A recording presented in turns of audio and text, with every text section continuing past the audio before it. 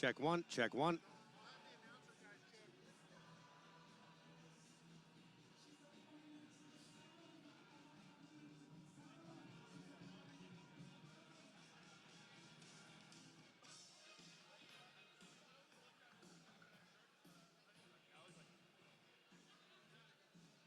Probably helps if I turn it on.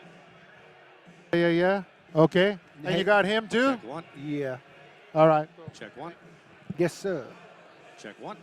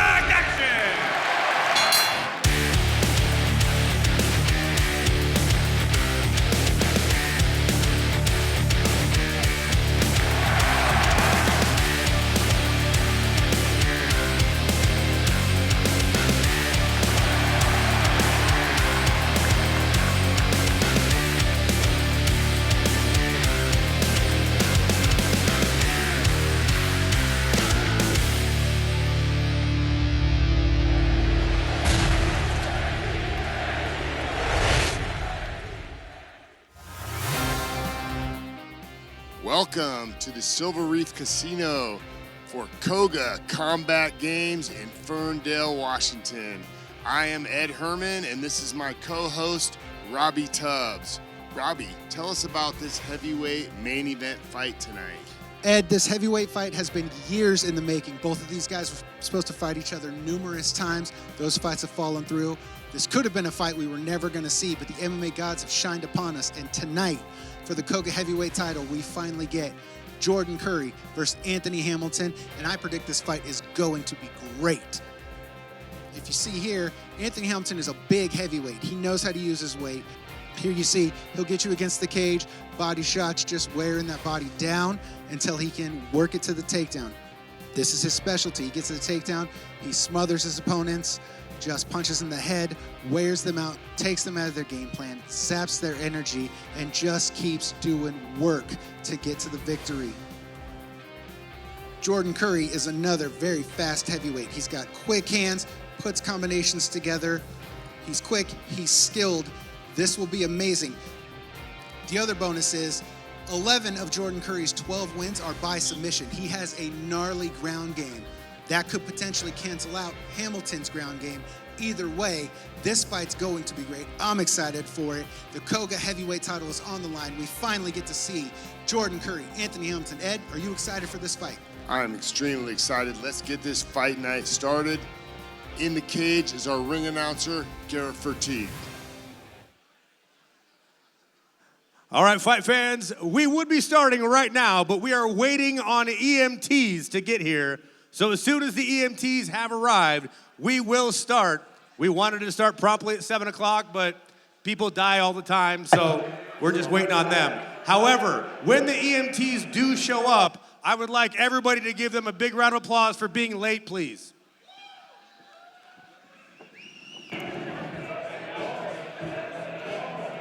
Folks, I'm pretty sure you heard Garrett.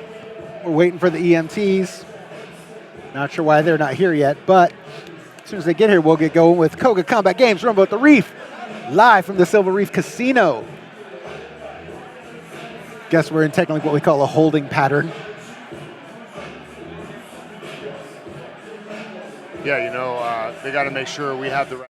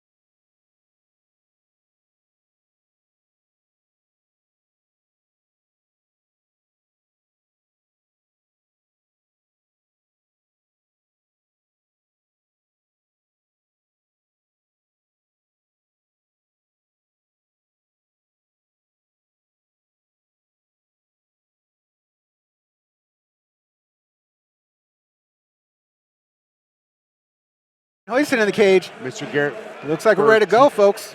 Fertig. for Tig. Rumble at the Reef. Let's go. And now we welcome our first fighter to the cage, Joseph Bushko. Let's go. Looks like the medical staff is in-house, and we are ready to rock, baby. They're walking behind us right now. I know nothing about this guy's gym, do you? I've never heard CIA Paulista? Paulista.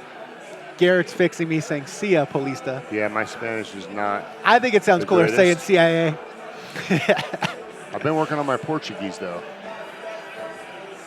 What, is Pretty this the hard. It's pretty hard. second annual seminar you're doing down there, or third? We're doing our third year of our annual Brazil training retreat.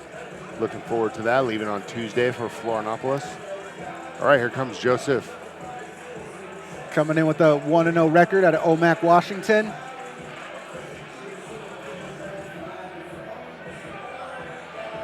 Now, Omak sounds like a small town to me. Is that a small town, or is Yes. that a Seattle suburb? No, Omak's a small town, Small right? town, yes. I feel like I've driven by the exit at some point, Yeah. going somewhere far away. I agree with that. Like, I know I've driven past it on the freeway, or at least the exit to it, but I've never been there. Maybe on my way to Spokane or Tri-Cities. Spokane. Age 22, though. 22 years old, 5'10".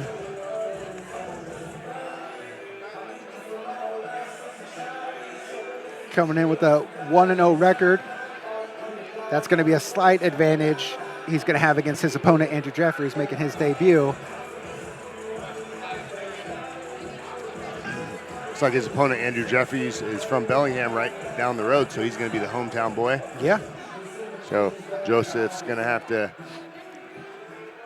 Shut down the party. yeah, he's here to fight in enemy territory. It's always fun to do. I was going to say, you've told me numerous times you really liked going into hostile territory and shutting down the hometown. Nothing funner than shutting the entire crowd up.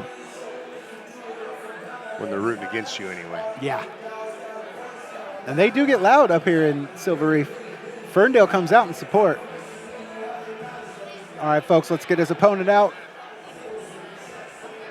Now, making his amateur debut, Andrew Jeffries.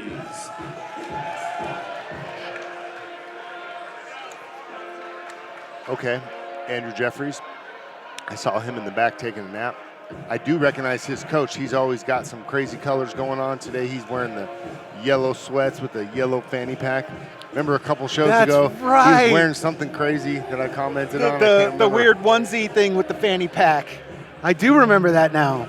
He's always got some kind Yep. of crazy outfit on. Yep. I like it tonight, though. Tonight's my favorite of all of his outfits on it.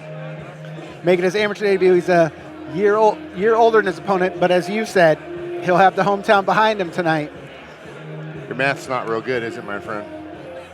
Isn't the other dude 25? Oh, he's 22. 22, My bad. 26, man. My bad. 4 years older than him. I don't know why I thought it was 25. But let's see, yeah, Andrew's 0-0, no fights, right? Debut fighter. Never know what you're going to see. We're about to see what we're going to see. Rumble at the Reef begins right now, folks.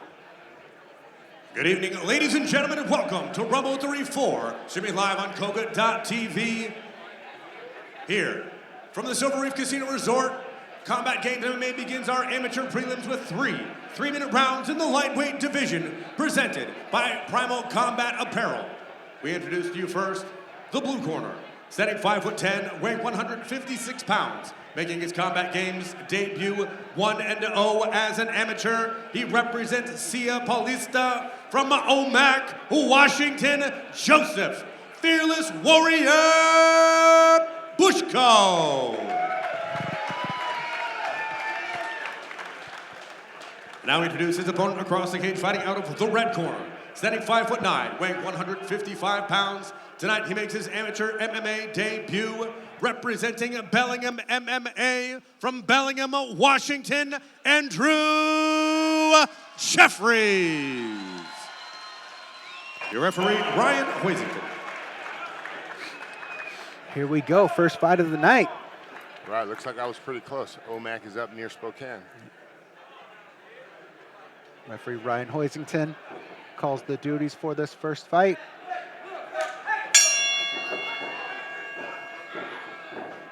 Joseph, southpaw stance, throws that nice left kick to the liver.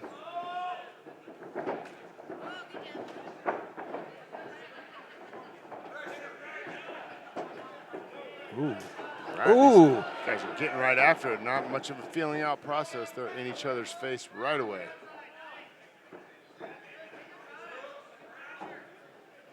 Jeffrey's working on that body lock.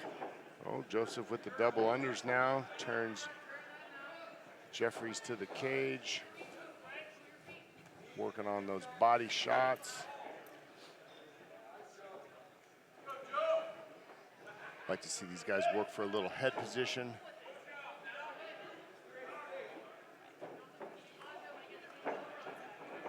Joseph coming from OMAC. They got pretty strong wrestling up in that part of the state. Not a lot to do up there besides wrestle, maybe hunt. Oh. I can't 100% tell, but does Jeffries have a slight reach advantage? He looks like he does have longer arms. Oh. Both guys throwing some pretty good kicks. Jeffrey's got that nice Bruce Lee side kick going. Oh, that head got kick. up to the face. Joseph looking for that liver shot, keeps throwing that left kick.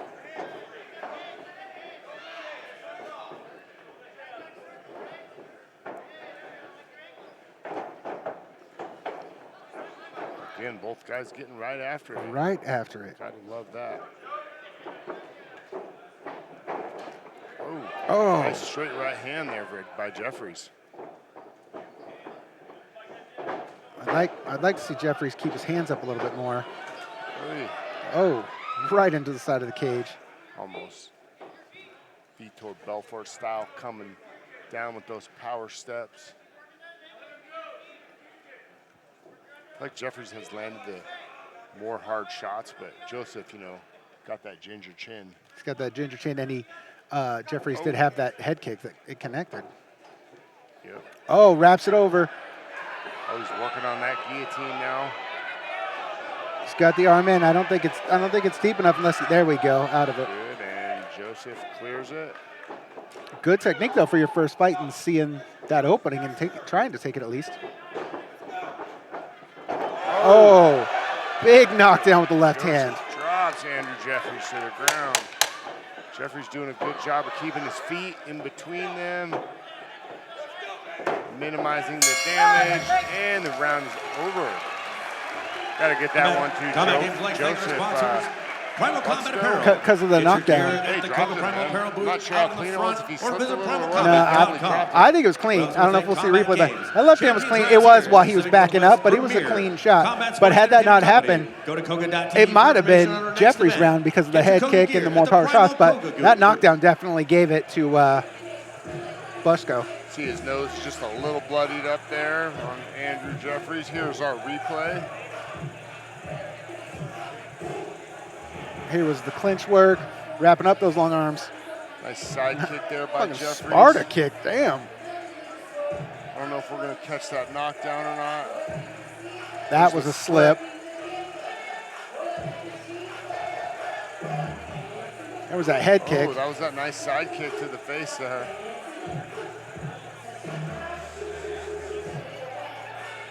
Body. Here comes your knockdown. There it is. Oh, that was clean. That was clean. Here we go, round two. Jeffries did a good job, though, when he was on the ground, getting his legs in between them, using those long legs to create space.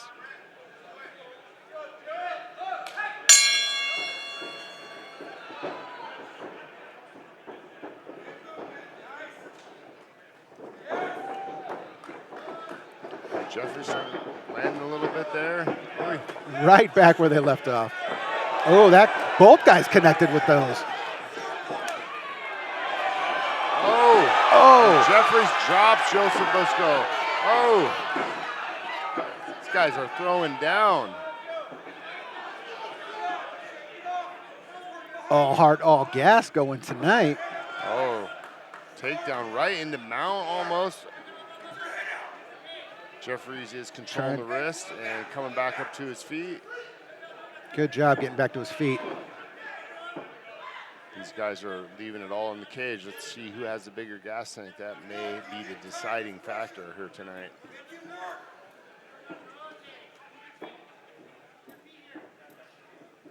A little bit of pummeling in the clinch, working for that cage control. They're kind of going back and forth with that cage control. I think we've reached the point of both guys respect each other's power, and so they're trying to negate. There we go. Some distance. Oh. Joseph kind of with the ragdoll takedown off the underhook, works his way into half guard, looking to mount. And there he goes, right into the full mount. Jeffries is in trouble now. See if Joseph can pop up and land some big shots. He's trying to use his feet to wrap up those calves. Make sure he can control those feet. Got the grapevine going on from mount here. Landing a few shots. And Andrew Jeffries is giving up his back. He's in a little bit of trouble here. He needs to control that wrist. Referee's looking at possibly jumping in and stopping this. Jeffries is both hooks in, flattens him out. He's flattened out. He's in big trouble here. This fight is close to being over. And that's it. First fight is over, baby. Joseph Busco with the ground and pound finish in round 2. And he moves to 2-0. Great fight, though. Great opening fight tonight. See the respect here. Joseph's waiting to come in and make sure his opponent's okay. Andrew Jeffries isn't too thrilled, obviously. Yeah, definitely not. But he put on a great fight. He had the head kicks. He had a good defense. I mean, in that first round, the only thing he really ate was that big left hand. So he did not do terrible for his debut fight tonight. No, he did very well. I feel like he started getting tired. Joseph started wearing on him, slowly broken down. Here we go with our replay. Our Coga replay. Both guys engaging, getting after it, throwing punches and kicks. Both guys landing good shots. See him drop Joseph there.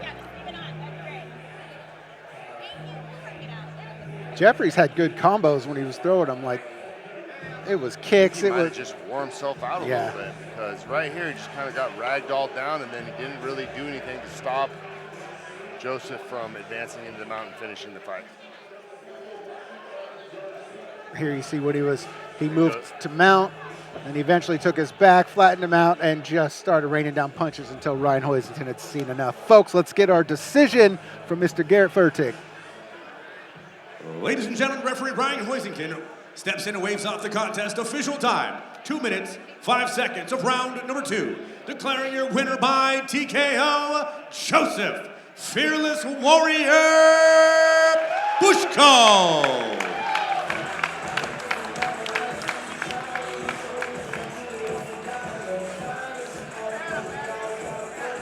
Solid opening fight. Solid job by both guys here tonight.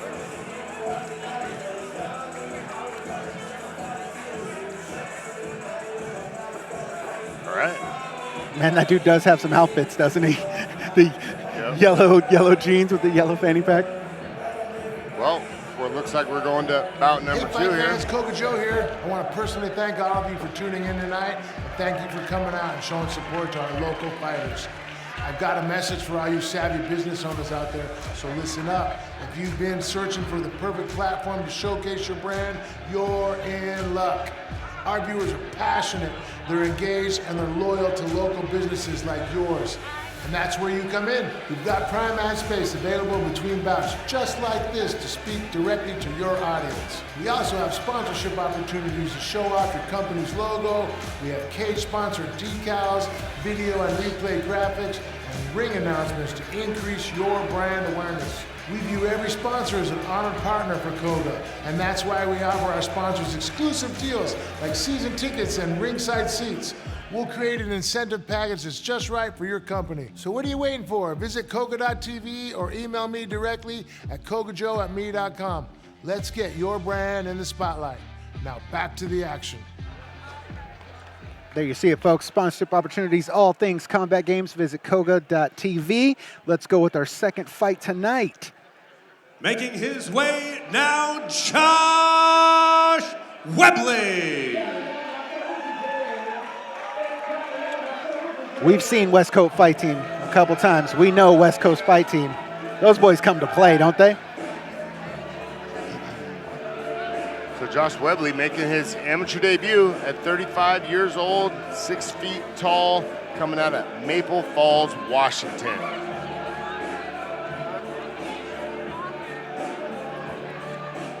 You want to take a guess at where Maple Falls is? You know, I feel like I know where Maple Valley is, but Maybe. I know where Maple Valley is. where's Maple Falls? I don't know. do not know. I do know that this is a welterweight bout, and his opponent, Chevy Walker's from Royal MMA, and this is going to be 2 debut fighters. Got to give Josh some credit, 35 years old, making his amateur debut. That takes some balls to step into the cage. Let's get his opponent out here, folks. Ready to make his way to the cage, Chevy Walker. As you heard Ed say, Chevy fighting out of Royal MMA. He's a training partner of Leighton Toon. He's a training partner. We've seen him on the Coga fights bunches. He's a training partner of Nicasio Ortiz. We'll see him later tonight. He's making his debut fight tonight. Also 6 feet tall, 31. Stepping in the cage for the first time. They're just behind him in the black jacket, as I said, Leighton Hooligan Toon. He's all over. He fights on our next card. Next to him is Nicasio Ortiz. He fights tonight. These boys run deep and hard from Royal MMA. So Chevy Walker coming out of Bellevue, Washington, 6 feet tall, 31 years old, first fight. See Coga Joe in the corner there. That's one of his guys out of Royal MMA. I feel like a pretty evenly matched up fight. Both guys making their debut in their 30s, about the same height. Who you picking on this one? Damn, it's a good call. I don't know a whole lot about either fighter. I don't either, except for Josh considers himself a striker, and Chevy considers himself a freestyle fighter, which you could call those both the same, I guess. So, I don't know. I like how you said they're even height, even weight, even skill, both coming in for the amateurs. I'm going to give this one a toss-up and just say it's going to be a great fight, and I want to see it. Let's go, Mr. Garrett Furtick. Coga now moves to welterweight action, set for 3-minute rounds, presented by Primal Combat Apparel. We introduce first the blue corner. Standing 6 feet tall, weighing 169.5 pounds, he enters the Coga cage, making his amateur debut, representing West Coast Fight Club from Maple Falls, Washington, Josh Webley. We now introduce his opponent fighting out of the red corner. Also standing 6 feet tall, weighing 171 pounds even. Also making his amateur mixed martial arts debut, he represents Royal MMA from Bellevue, Washington. Please welcome Chevy Walker. Your referee, Ryan Hoisington.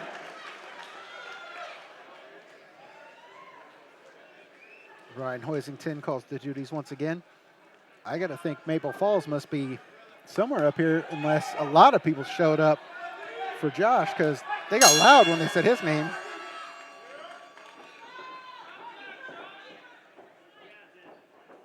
Both guys coming out in the orthodox fighting stance.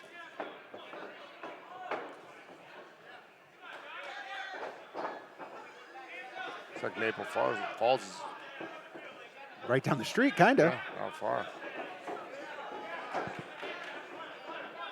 A little bit east. Small town for sure.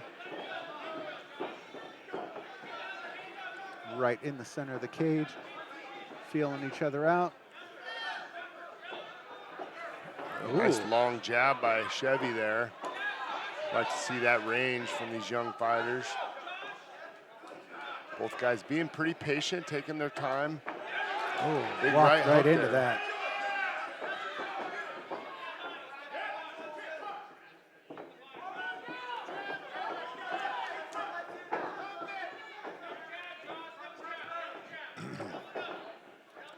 Yeah, we're up here at the Silver Reef, we're about 30 minutes from Vancouver, BC, correct?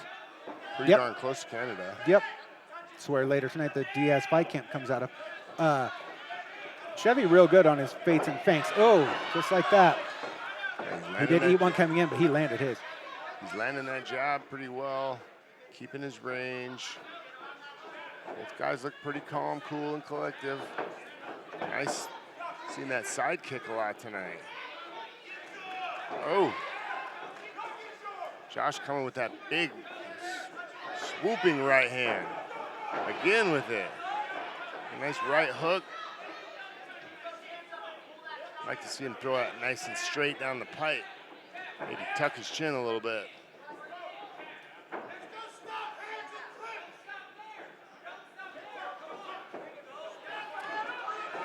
Weebly has a very, or Webley, Josh, has a very awkward stance. His hands are low. He keeps switching the feet.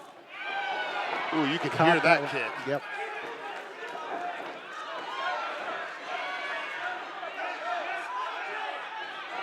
Ooh, Josh is making me nervous with his chin up in the air like that. Yep. If either fighter can start coming down the middle with straight punches, they're going to land because both guys got their chins way up in the air.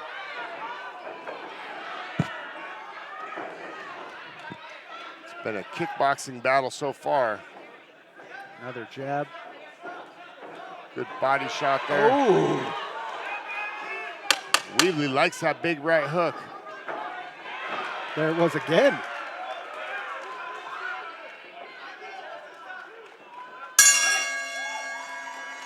Combat Games like thanks some more Well, isn't that what I Silver said? I Casino mean, Resorts, where the excitement never I stops. don't with know over which guy 1,000 I'd give slot that machines to. and I 17 kind of table lean more games. towards There's always a game Chevy waiting for because of you. the resort jab, features some of the 206 connections, hotel rooms, but all with fine Josh dining also had some options, good including connections our there, which is award-winning that's right. What I steakhouse. said when they came The out, they were Sportsbook is the evenly perfect matched place in to weight, place your evenly bets matched in and height, cheer on your favorite 0-0 team. experience, Once again, and that's as that Silver just showed, Casino both those Resort. guys were even in their shots at each other.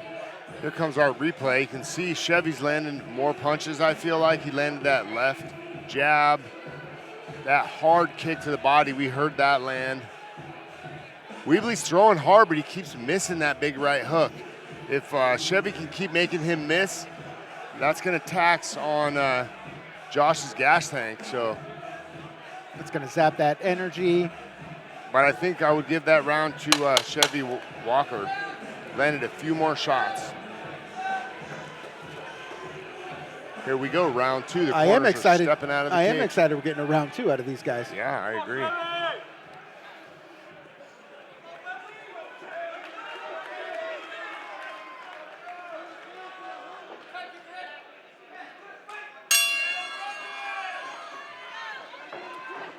Here we go, right to That center cage, teep right where right they up left the off. middle from Weebly.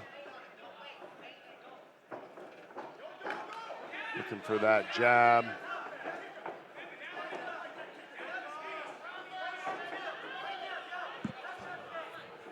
Both guys acknowledged a couple big misses. Oh, some feints there from Chevy. Starting to find his mark a little bit. There's that left hook landing. Nice feints. Oh. Looks like Chevy had that takedown, but just missed it. I feel like he might have also bailed on it because I think that guillotine might have been tight if they went to the ground. They're talking to each other a little bit now. I feel like Chevy should go back to that takedown. Pretty sure the West Coast Fight Club are more of a stand-up style fighting gym.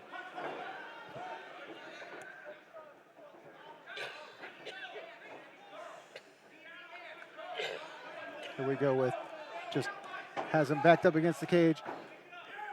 Chevy doing a good job at ring control here.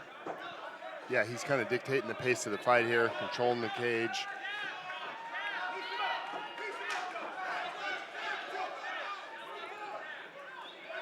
Ooh. Weebly looking for that one big shot.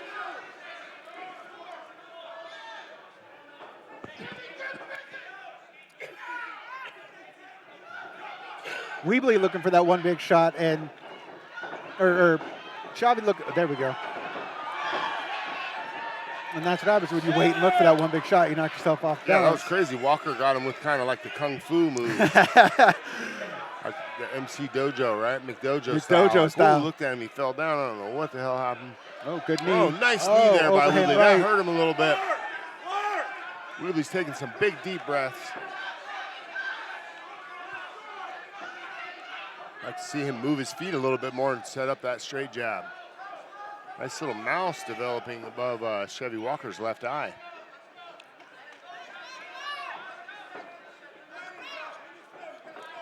Both guys taking a second to catch their breath.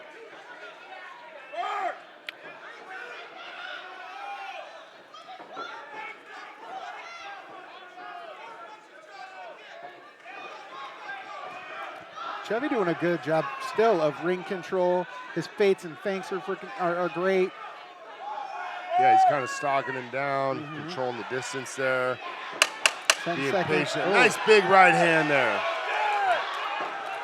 Keeps making Josh Weebly miss. Little feint. Hey. Oh, both guys connected with a little something at the end of that round. Little touch of the gloves, little stare down. Ha-ha. We got ourselves a fight, baby. Got ourselves a fight. Nothing real big happened in that one. I don't know who we're giving that to. That one, that round could go either way. Well, you know, I was having too much fun to completely make a decision. I'm glad that's not our job Fair. to make that decision. Yep. We get to just have fun and talk about it. Here's our Coga replay. There we see the feints and feints. There was that jab. Here was that takedown attempt. I guess the cage saved him a little. Yeah, I didn't see much defense there from Josh Weebly. If I was his coaches, I'd be like, let's hit that takedown. The guy's got no takedown defense. He's lighting the ass a little bit. Here was the Kung Fu magic trip. Yeah. There was that like the right hand that connected. McDojo move there. McDojo move. At this moment, it's anyone's fight. You and I both agree Chevy Walker has round one. Round two could go either way. This will be the deciding round. Who wants this fight more? Starting right back at how we left off. I really think Chevy could just take him down pretty easily and win the round with his top control. Yeah. Because, like I said earlier, he has like this awkward stance, but I do agree with you. The way his legs are lined up, you could blast a double. Just hope the cage doesn't save him again. He kind of just looks a little bit stiff and off balance, like he just doesn't have a lot of takedown defense. We haven't got to really see yet, so I may be wrong. Which this could be his amateur MMA debut. He could have had kickboxing fights, in which case that stance makes sense. Right. Ooh, hard teep there. I feel like he's got more of a traditional style Taekwondo or Kung Fu background.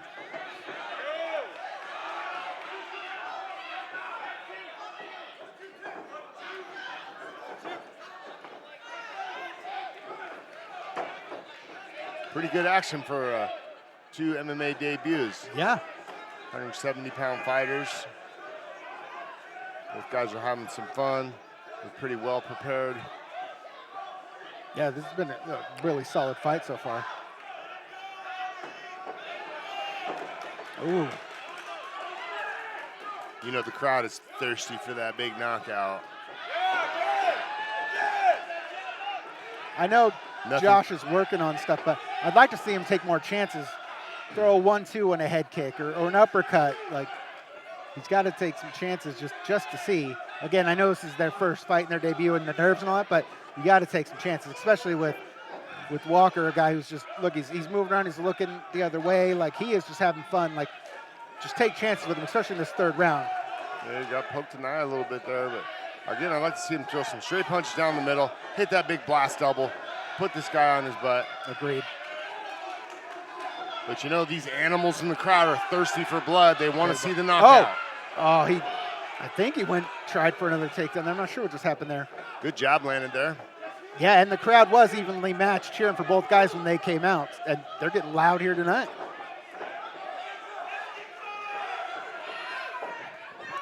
Both eyes of Walker, little beat up, as Ed said earlier. I think one of them might have been a semi-poke, that right eye, but his left eye had a mouse a little bit ago. Weebly's really dropping that right hand. Weebly's really dropping that right hand when he throws.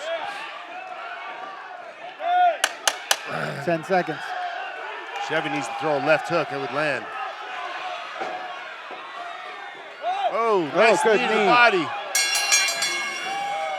This guy's scrapping until the very end. Until the very end. Bulkman standing and banging. Getting after it at our second fight. Coga Combat Games Rumble at the Reef. Great fight, boys. That was a great fight for both their amateur debuts. Both those guys are going to come away, look at this video, see where they made some, not necessarily mistakes, but where they could make tweaks in their game to just make them better fighters. But all in all, I would say for their first debut fight to be the second fight on the card, they put on a great fight out here tonight.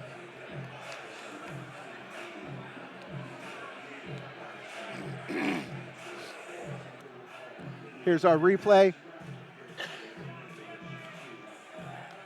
You see that jab connected from Walker. Here's where he went for that single leg, kind of got stuffed, moved to the side. And I think this was at the end of the fight. We'll see that big knee to the body. There was a kick to the body.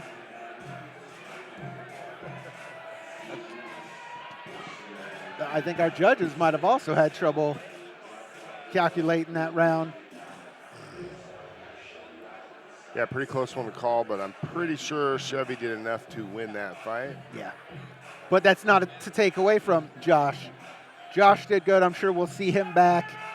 Either way, I think we'll see both these guys back. Also, as you and I have agreed numerous times when we watch these, you give it, 6 months a year, I'll watch these guys rematch just to see the differences in their fight game. Garrett Fertig's in the ring to get our official decision. Here we go.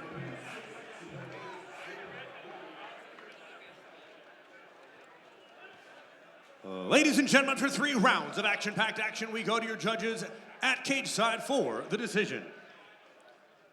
All 3 judges, Terrence Moody, Drew Oakton, and the Christopher Cope, see it the same. 29-28 for your winner by unanimous decision, Chevy Walker. Yeah, pretty close fight, 29-28 on all 3 judges' scorecards, I believe. So, Yep. 2 rounds for Chevy Walker and 1 round for Josh Weebly. It's a 10-point must system. It was a good win for Chevy Walker tonight, but also a good performance in Josh Weebly. He came out here, he put it on. Right. As you and I said, he wasn't really ever out of that fight, and there were times he was, the kicks were landing, the punches were landing. As I had said, he just needed to take more chances and have more faith in himself. We'll see him fight again, and he'll be a different fighter. Obviously, Chevy's going to come off of this victory full of confidence. He'll be back in this cage. He'll be a better fighter because that's what this is about, them getting the experience to become better fighters. So I'm excited for this next fight. Caleb Wheeler and Jerry Castillo. Hey there, We've fight seen fans. Caleb. Are you ready to take your support to the next level? Coga merch is available right now. Our booth is just outside those doors, and we're stocked with shirts, hoodies, hats, and more. Snag your favorite gear before it's gone. Rep the sport and show your support. Check out our booth, and let's get you outfitted in some Coga gear. Now let's get back to the fights.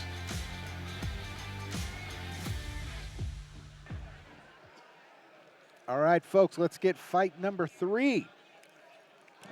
We now welcome Caleb Wheeler. Before we were so rudely interrupted by that Coga commercial, what were you saying about being excited for this fight? Oh, I was saying this is going to be a great fight. Caleb Wheeler, we've seen him fight before. He's a scrapper. He's going to bring it. And he's fighting Jerry Castillo. Did I say that right? Yep. Pardon me for previously butchering his last name. But I met Jerry earlier. I saw him last night, talked to him. Really nice kid, good wrestler, wrestled in college and high school. Pretty sure Caleb also, for sure, wrestled in high school, maybe college too. This is going to be a badass fight. I'm excited for it. When Caleb Wheeler made his debut, he won by knockout against Alex Chavez. Both the Chavez brothers, damn, I think they're probably, we could say, veterans in the Coga cage at this point. But they're all just kids, though, man. Look, Caleb's only 22 years old. I feel like he's been around for a minute, and he's only 22. Yep. He won by first round knockout of that fight, and he's looking to do it again tonight. But let's get his opponent out here, see what happens. His opponent now making his way to the cage, Cherry Castillo. I don't remember in this moment, but I'm pretty sure we've seen guys from my Dyna MMA fight.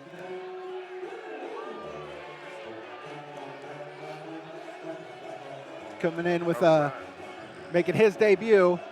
Again, as I said earlier, that's a slight advantage Caleb's going to have.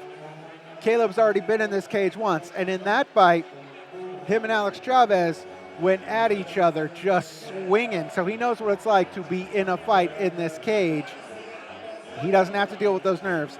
He did take some time to get engaged and get married, and that's why he's back, so he may still have the nerves of being back in this cage, but he's already done this dance once. And on that card, he was our first fight of the night, so he's already had, being the first fight, being the in this cage, he's already done all that song and dance.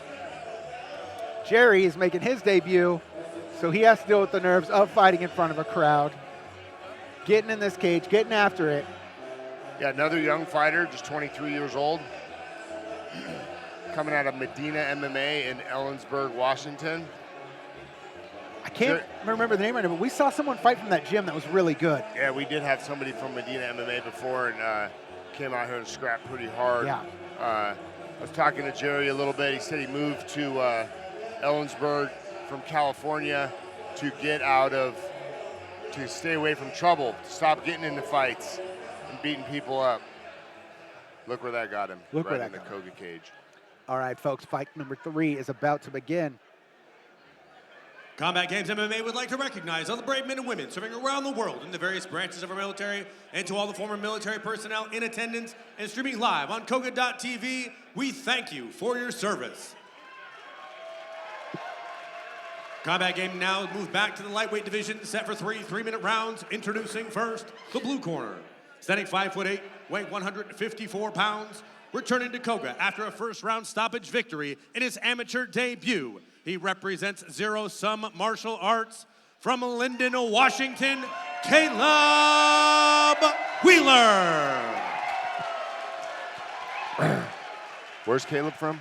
And now he introduces his opponent, fighting out of the red corner. Like standing gym or 5'7", weighing 151.6 pounds, stepping into the Coga cage, making his amateur debut, representing Medina MMA from Ellensburg, Washington, Jerry Castillo. Your referee, Ryan Hoisington.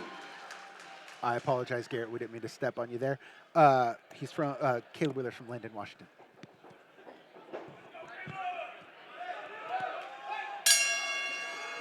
This is going to be one of the best fights of the night, I think. As you say, don't blink.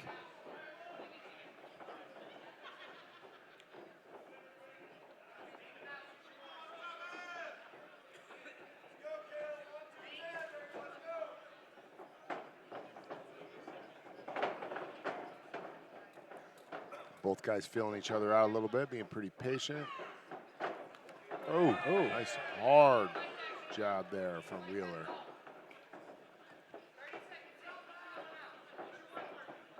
Castillo moving those feet pretty well. Ooh, Wheeler looking for that body shot. I do like that both men keep finding their way right back to the center of that cage. Neither one is giving up any control to the other. They just keep finding their way back to that middle. Ooh, that just missed upstairs with that right head kick. Castillo throwing it back. See if there's any advantage for Wheeler having that one fight compared to, you know, Jerry Castillo coming in with no fights, those first fight nerves. See if he can settle in. Caleb coming out of Zero Sum MMA, and the only person I can hear is his coach, Thunder Bundy, yelling stuff at him. Oh, there's a a nice kick hard again. right kick there. Oh, answered with a body shot. You go, I go. Look at where that kick landed on Caleb. That's already red in that area. Oh, that was a good left hand. Yeah, nice straight jab there. Oh.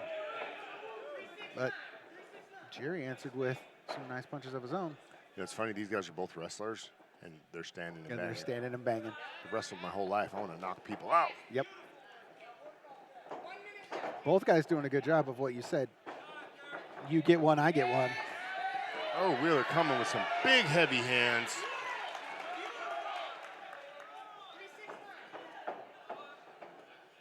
Yeah, like you said, Caleb Wheeler's back's already marked up. Oh, nice right uppercut there. Oh, that hurt a little bit. Castillo's blinking, backing up. It's like his eyes starting to swell up a little bit. Took a good shot there from Wheeler. Another good body kick from Castillo. And Castillo right side of his face, busted up. Caleb coming at him. Ooh, you can see him wince a little bit there. Oh, he's bleeding pretty good out of that eye. Oh! Oh! Misses on the kick, ends up on the ground, and Wheeler landing some big shots.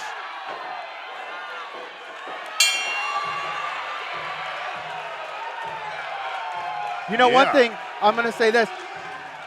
From the last time we saw Caleb in this cage, Saturday, November 23rd, he has definitely Combat learned Games 83. patience, because in that last one, Saturday, they were January just 11th, swinging at each Coga other. 84. And when he had caught And Alex, Saturday, he February ran 1st, after him, Coga and then he 85. ended up getting caught. Tickets available Caleb at showed a lot more Coga.tv. patience than this. Once A couple again, Coga times apparel he caught available at Jerry, the and they've Primal been Combat big apparel shots, booth and in he the lobby. could rush in. If you're You taking can pictures witness this him evening, make sure you know use it. the Wait, hashtag don't rush at him. And he Coga82. takes that And step follow us at to Instagram sit and on rest in Instagram it. at And here you Combat see the Games results. MMA. Look at Jerry's face. It is busted up on both sides. He is bloody. He is winded. Caleb standing here looking like he still wants to just rush at him and fight. Looks like he just got a cut over the left brow there, not too bad. And You see here's the Coga replay here. Wheeler missing some big shots. See if we can see that punch. That was an right uppercut. landed. I think that's what might have cut his eye there. Here we go, round two, baby. I knew this one was going to be exciting. Yeah. Yeah.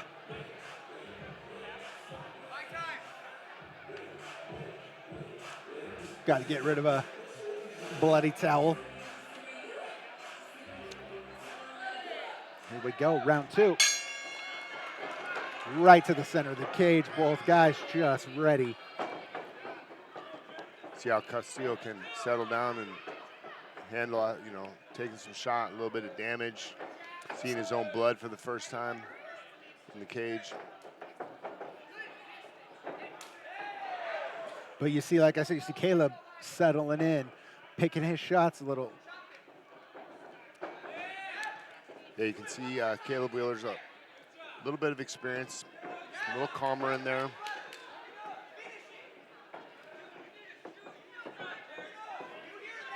I really think, however this fight ends out, these guys both have a bright future. Yeah.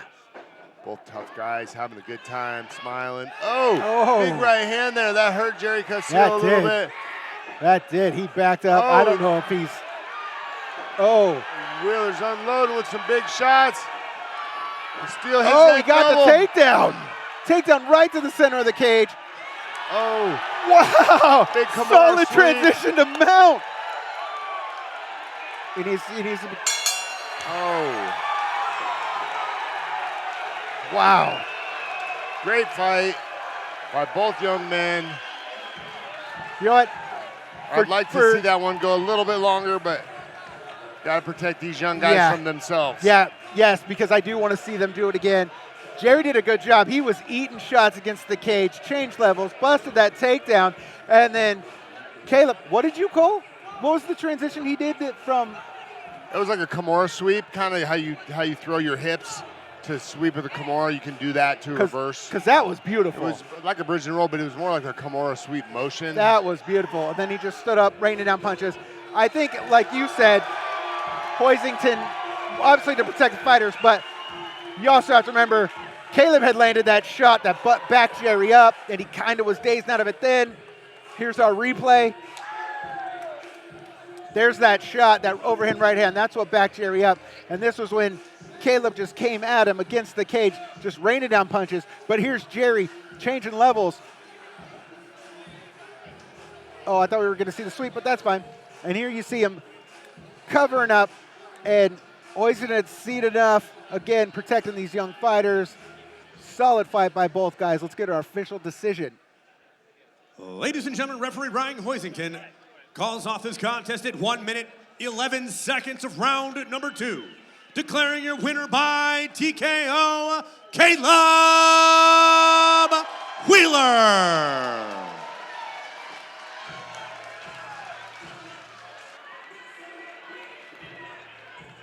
Solid fight by both guys. As I said, when we first saw Caleb in this cage, it was his amateur debut, and he came in swinging. He was the opening fight of the night, and him taking the break, him back in the gym training, it showed tonight the confidence he had in this fight, where I personally saw the growth in him of picking his shots, being a little less patient to rush in until it was time to rush in, like we saw when he connected with that shot and he had Jerry backing up. That was the time to rush in, and that's exactly what he did. Solid job, solid win for Caleb Wheeler and the team over there at Zero Sum MMA. Coga Combat Games, Rumble at the Reef rolls on. Hey everyone, I want to take a moment between bouts to thank our video provider, Element 7. Element 7 is a full-service video production team local to the Seattle area. They're experts in creating memorable marketing for local Northwest businesses.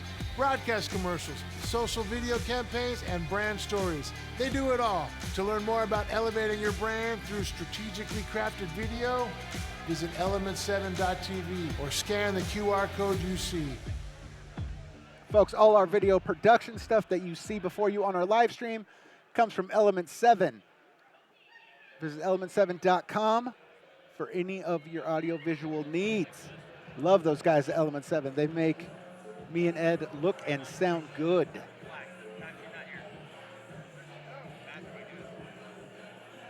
As they clean up the ring from the blood spilled in fight number 3, this is where I get to let you know my partner in crime, Ed Herman, had to step away. He has a guy coming up he's going to be cornering, so he stepped away. I am joined by the great and powerful Joe Coga.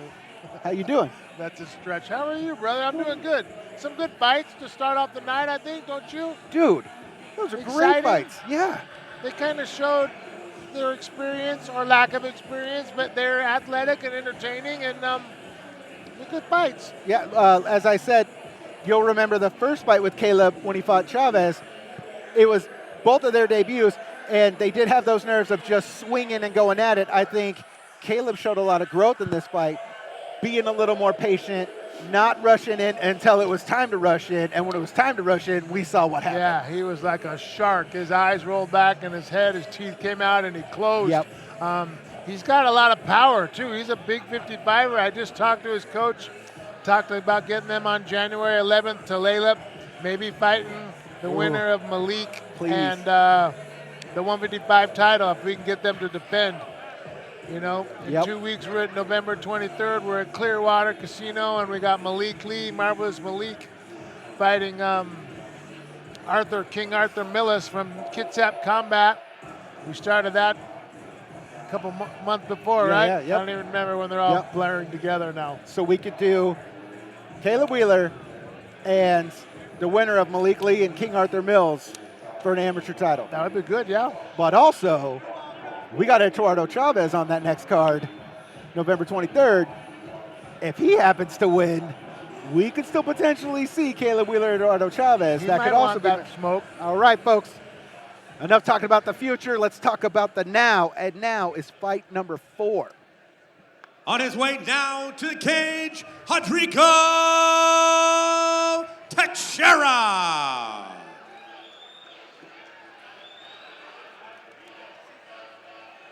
Again, making his MMA debut. What do you know do we know anything about his school? Kaiju Kickboxing? Kaiju Kickboxing, they're my neighbors. They're over in Kirkland, Washington, run by Ben Pine, that gentleman right there in the hat, black belt, Gracie Baja black belt. Good instructor, cross-trains with a lot of gyms. See the Chavez brothers there, they cross-train with there. Ben's a good coach. So this guy, I expect him to be in shape and well-rounded. I really don't know anything about him, other than he picked the best walkout song of all time, Ted Nugent, Stranglehold, baby. Are there any, when you're behind, this is inside baseball talk, are there any holdbacks when dudes send you what they want their walkout song to be? Is there anything they can or can't? As far as, When they give you their, hey, I want this to be my walkout song? oh yeah. Are there any like, hey, we can't have you play that one, or no, whatever you want, let's go?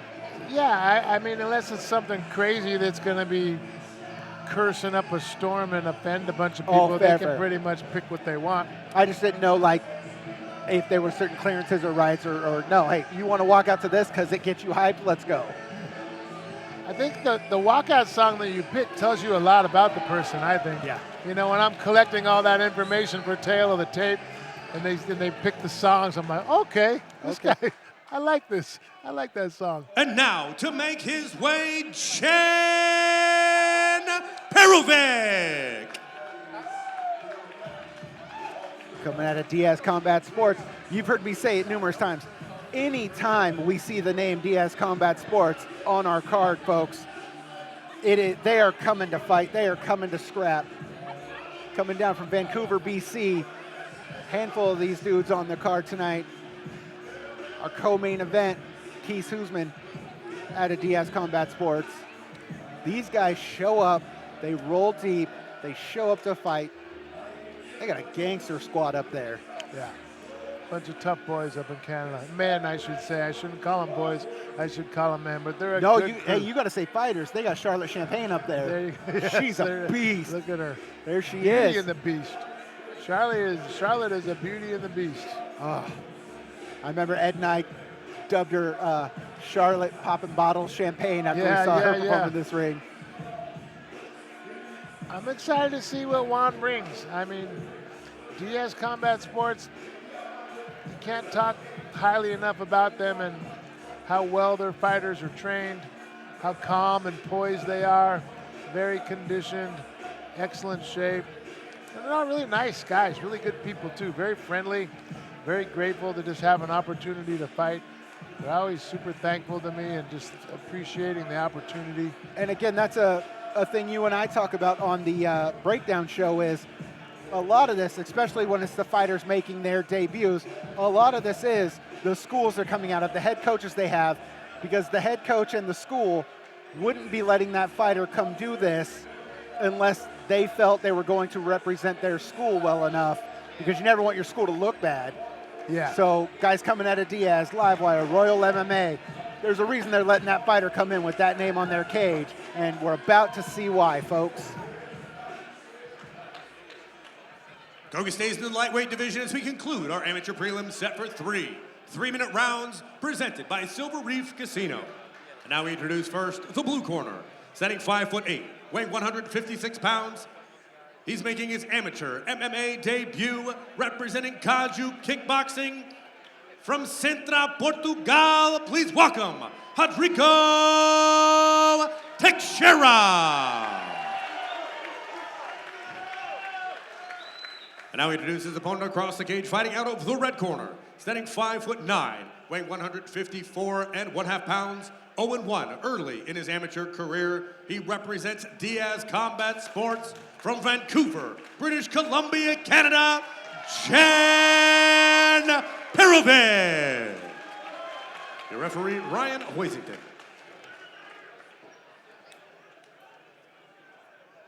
Before this fight gets started, I'm going to say congratulations on Chevy's win. He looked real good. Thanks. He needs to do some. We need to do some work, but he was good for his first performance. He was real good for his first performance.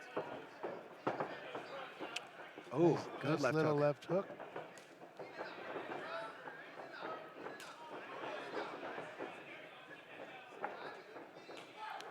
Nice little haymaker. Both men staying nice and tight with their hands. Yeah, chins down, looking good. Two guys making their debut. Fundamentally solid. Teixeira's pummeling in, see if he can do something with that clinch, that underhook. Juan's doing a good job of trying to circle off the cage. Doing a good job of controlling those arms to not controlling eat the any bicep, damage. doing things right. Circled out in first positions.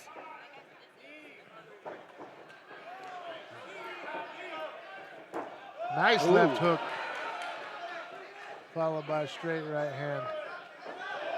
I like that Rodrigo's throwing combinations. He's putting the punches together, not just one punch.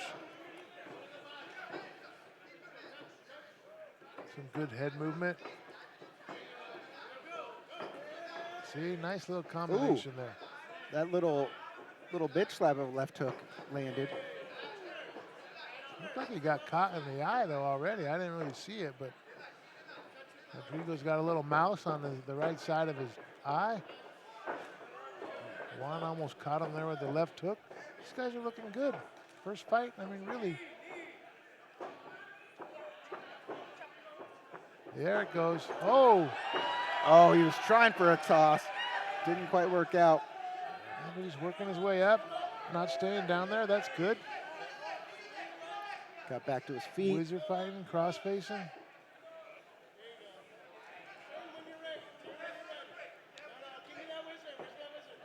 Looking for a little nicely done. Oh. Got out of that clinch though. Good job. Kimura.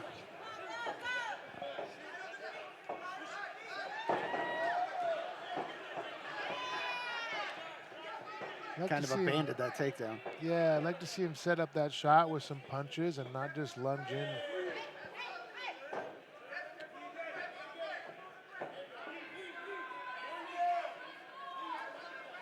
Got him in the clinch. Juan throws an uppercut. Pushes him back into the cage, catches a knee on the way in, looking for a takedown. Again, twisting his way out of an attempted takedown off the cage. Another nice left hook. Good That was first a good round. first round by both guys. I'm glad I'm not judging. Yeah. That was pretty tight. I mean, I think Rodrigo did a little bit more work. Probably caught him a little cleaner. Juan's showing a little bit more physical damage on his face, but pretty close round. Juan, like both guys doing real good with the controlling the clinch, negating each other's game, but I feel like Teixeira was doing a good job of putting the combos together, sitting a little heavier on the shots. You ever wonder why some guys let their guys stand up and then some guys sit them down? Look at Patrick. Patrick's a great cornerman. He's got his hand on his chest. He's calming him down, telling him to get his breathing in order. You know, I read in Forrest Griffin's book, he never sat down because he thought it gave him an advantage over his fighter, showing I'm not tired, I'm still here. And so he never wanted to sat down because he felt it gave him a little mental edge. I've heard that school of thought too. I don't know that I buy into I don't know it if I that do either, much. but the Caleb Weaver fight, Caleb did that too. Second round, folks.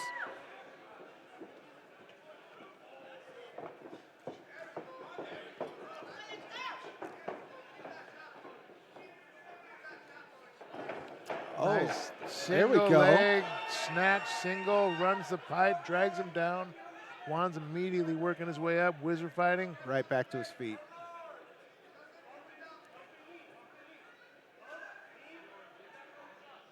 testament to both these academies, Kaiju Kickboxing and MMA, Ben Pine and Ryan Diaz and Patrick Vandijic, Diaz Combat Sports. Both these guys look really, really pretty good. Like very fundamentally sound. I Clean. agree. I agree. Clean. Really all it is the nerves of being there. First fights in the cage is really the only thing working against these guys because, as you said, the fundamentals, they're keeping their hands tight, they're picking their shots. Yeah, chins are down, hands are up, nothing wide and looping that's like lunging. They look comfortable. They look comfortable in here in a fight. Yeah, they've been here before. They probably put some rounds in the sparring at the gym, I'm sure. Ooh, it's a good one, too. Answers with a left hook. Oh, and a right hook. Nice knee to the body by Rodrigo. He's got the underhook. He needs to get inside tie with his right hand, I think. Control the bicep. Teixeira. Another body shot right there is pretty clean. Teixeira pushes him against the cage. The clinch game of both these guys is real solid. Yeah, they're doing a lot of things right. There's some areas where I think Rodrigo could have inside tie on the bicep and keep that clinch longer, but he's doing well. I think he's pushing the pace on this round, I think. Just seems to be kind of a step ahead of Juan. But Juan is not out of it, and he is doing a lot of the right things to negate, and he has landed some punches. So yeah, it's a fight. It's very even, very close. They're trading knees. Juan scored with a couple knees. Rodrigo's doing a good job of having wrist control there. Nice flurry out of the clinch. Back into the clinch. Right back into the clinch. Look for a little duck under there. He's throwing a lot of different techniques, man. He's got a nice single leg. He's got a wrestling pedigree, I think. Right back to that clinch. Right back against the cage. See what Juan can do with this. Juan looking tired. Oh, that's going to score some that's points. Definitely scores points. And the judge's eyes finishing on top. Doing a good job using those legs to try and create distance. That round's got to go to Juan. Nice exclamation point on that round. Yeah. I mean, in my mind, he had it, but then he just put a stamp on it with a nice high amplitude Kentucky double leg takedown. And he landed a couple shots. To buy, sell, or trade. Also find them online at rhinosportscards.com. We both questioned. Once again, upcoming the first events round. for Combat Games That one Saturday, definitely November went 23rd. to Koga Rodrigo. 83. Saturday, January 11th, Coming Koga into this, it's 84, still and anybody's Saturday, fight. Here you see February that single 1st, leg. Koga 85. Tickets available at Koga.tv. Juan got right back to his feet back after up. that. That left hook connected. Yeah. That left hook connected. More to the back of the ear, though, not really on the chin. But look at this takedown at the end. Just dumped him. Juan's lucky he didn't hurt his arm, like posting it right there. But Juan did do a good job of working his legs in, pushing him off to get distance. It's going to be an interesting round 3. Yeah, I wish I could be listening to what Patrick Vandijic was telling his guy right now, but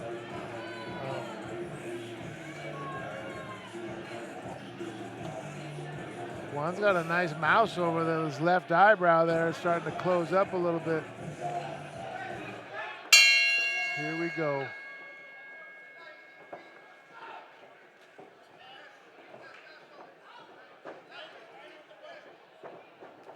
Ooh.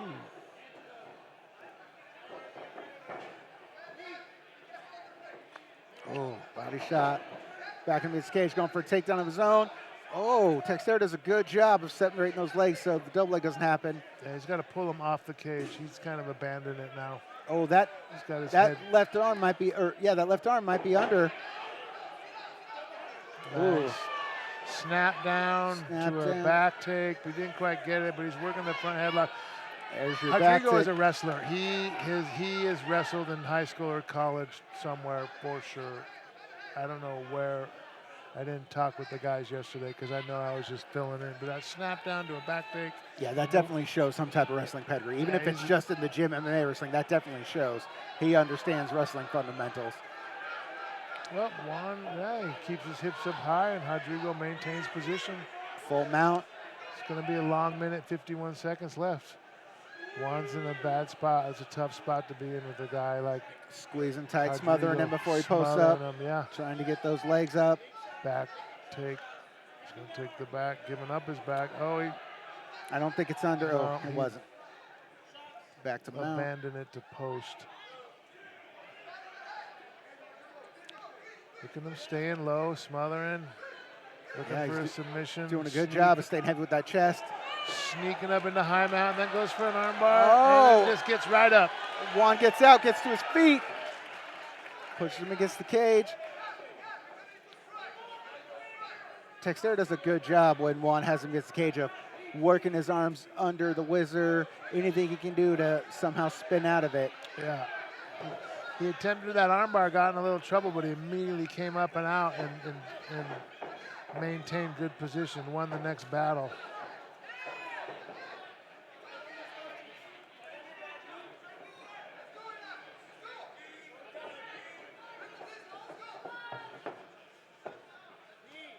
Got the overhook, head position. A little dirty boxing by both guys. I don't know why, but I've always liked that phrase, dirty boxing. Yeah. Half a minute left of this There you round. go. Oh, Got that single leg, got him up. And there's another exclamation point at the end of a round. a really nice takedown there. Juan's just Juan- trying to survive at Yep. this point. Rodrigo's Teixeira going for the finish. Down, He's just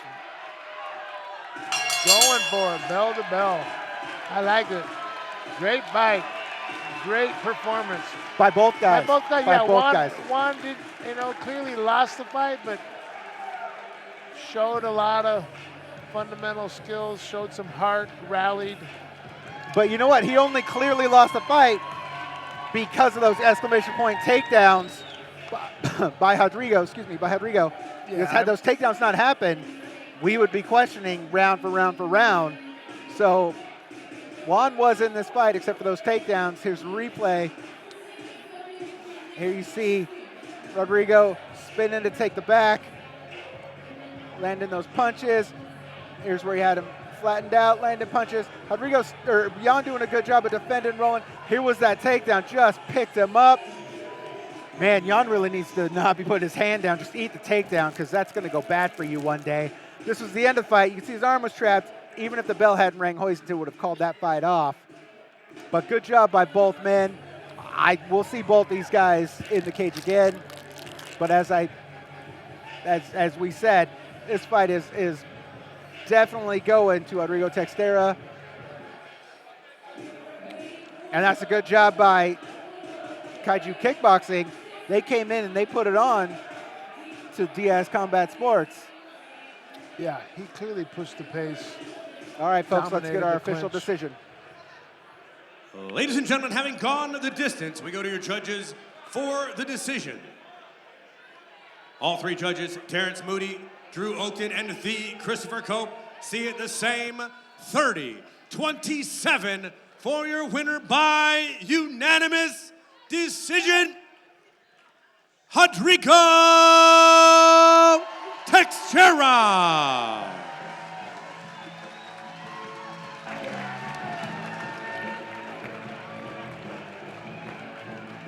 Big win for Kaiju Kickboxing. Great performance. Come in here and get a win over Diaz Combat Sports, who at this point we can say they're staples in the Coga cage. They're on damn near every card. So to come in here, put on a fight like that, that's a big statement for Rodrigo Teixeira and Kaiju Kickboxing MMA. But on the flip side of that, Jan, Diaz Combat, they weren't out of that fight by any means. He needs to keep his head high. Hopefully we see both these guys back in our cage. Juan will go back to the drawing board.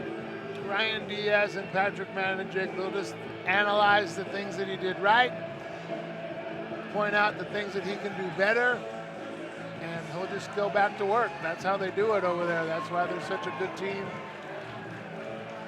Very poised. Everything's kind of even killed. They don't get too high. They don't get too low. Hey Fight fans, Coga Joe here. I want to personally thank all of you for tuning in tonight, and thank you for coming out and showing support to our local fighters. I've got a message for all you savvy business owners out there, so listen up. If you've been searching for the perfect platform to showcase your brand, you're in luck. Our viewers are passionate, they're engaged, and they're loyal to local businesses like yours. And that's where you come in. We've got prime ad space available between bouts, just like this, to speak directly to your audience. We also have sponsorship opportunities to show off your company's logo. We have cage sponsored decals, video and replay graphics, and ring announcements to increase your brand awareness. We view every sponsor as an honored partner for Coga, and that's why we offer our sponsors exclusive deals like season tickets and ringside seats. We'll create an incentive package that's just right for your company. So what are you waiting for? Visit Coga.tv or email me directly at kogajoe@me.com. Let's get your brand in the spotlight. Now back to the action. Folks, there you heard it from the man himself, the great and powerful Coga Joe. So funny watching my Combat Games likes to thank some more sponsors. Primal Combat Apparel. Get your gear at the Coga Combat Apparel booth out front or visit primalcombat.com. Where we're at, yeah? That is where we're at. Silver Reef Casino. Whether you're here for gaming thrills, dining delights, or sports action, live entertainment, or a round of golf, Silver Reef Casino offers an all-encompassing experience for guests seeking a fun-filled memories and unforgettable moments. We also want to thank Rhino Sports Cards, 702 Kentucky Street in Bellingham. They're always looking to buy, sell, and trade. Also find them online at rhinosportscards.com. Pleasure to work with. Fight fans, if you're taking pictures this evening, make sure you use the hashtag #Koga82 when posting to social media, and follow Coga on Instagram at Combat Games MMA. You can keep up to date with everything Coga at Koga.tv. All of our live stream pay-per-views are on Koga.tv. Double duty. I think Ed was setting up the cage down at Chinook Winds in Oregon yesterday, he said. Got up here last night. He was looking pretty tired. I was pretty happy sitting in the saloon waiting for him. And here we go. Please welcome our first professional fighter, Johnson Nasona. Johnson Nasona goes by Black Lightning. This kid's an anomaly, man. He's a super athlete. He's just chiseled. He looks like he's made out of granite. He had a phenomenal amateur career. I think it was like 13 or 14-1. But he just hasn't found success as a pro. But he's so much better than an 0-3 record. I mean, he's so talented. He's so gifted, but he has not found a way to put a W in the column yet, and I'm sure that's what he's looking to do tonight. He's training at 10 Kicks in Seattle with Stanley Fan. He's a Marcelo Alonso black belt. Marcelo Alonso's trailblazer, actually brought Brazilian Jiu-Jitsu to the Pacific Northwest. And as you said, he had a stellar amateur career, stepped up in pro, and you know, he does have an 0-3 record, but that just shows the fights he's taking. He's not taking easy fights. He's taking hard fights, and sometimes he's just getting taken out of his game plan. The last time we saw him fight, it was against Brandon Altimore. Yeah. Brandon is a gangster in himself, and he just put him against the cage, and he ended it with a tie clinch with the knee to the liver, and it ended in the first round. It took him out. But you have to give props to Black Lightning, still wanting to get in here and do the thing. He went back to the drawing board. It's been a while since we've seen him here. Hopefully he's stepped his game plan up. He's found where he was in his amateur career, and he's stepped it up to get back to the fighter that he was. We're about to find out, folks. Yeah, Johnson's got a lot going on. And now his opponent, Tyrell Pless. Oh, wow. Oh, here we go. Here we go. It's Halloween. That's what I like. Tyrell Pless coming out with the black robe, black mask. And as you said, this is a solid walkout song. Let's go, baby. There you see the great, my partner in crime, Ed Herman, cornering him, coaching him. This is his boy. This is why the great and powerful Joe Coga is with me right now, because Ed had to step out and be there for his boy for this fight. There's so much probably emotion with Ed right now, cornering his guy. as you said, doing double duty. He also has multiple other fighters at other events that he's checking in with.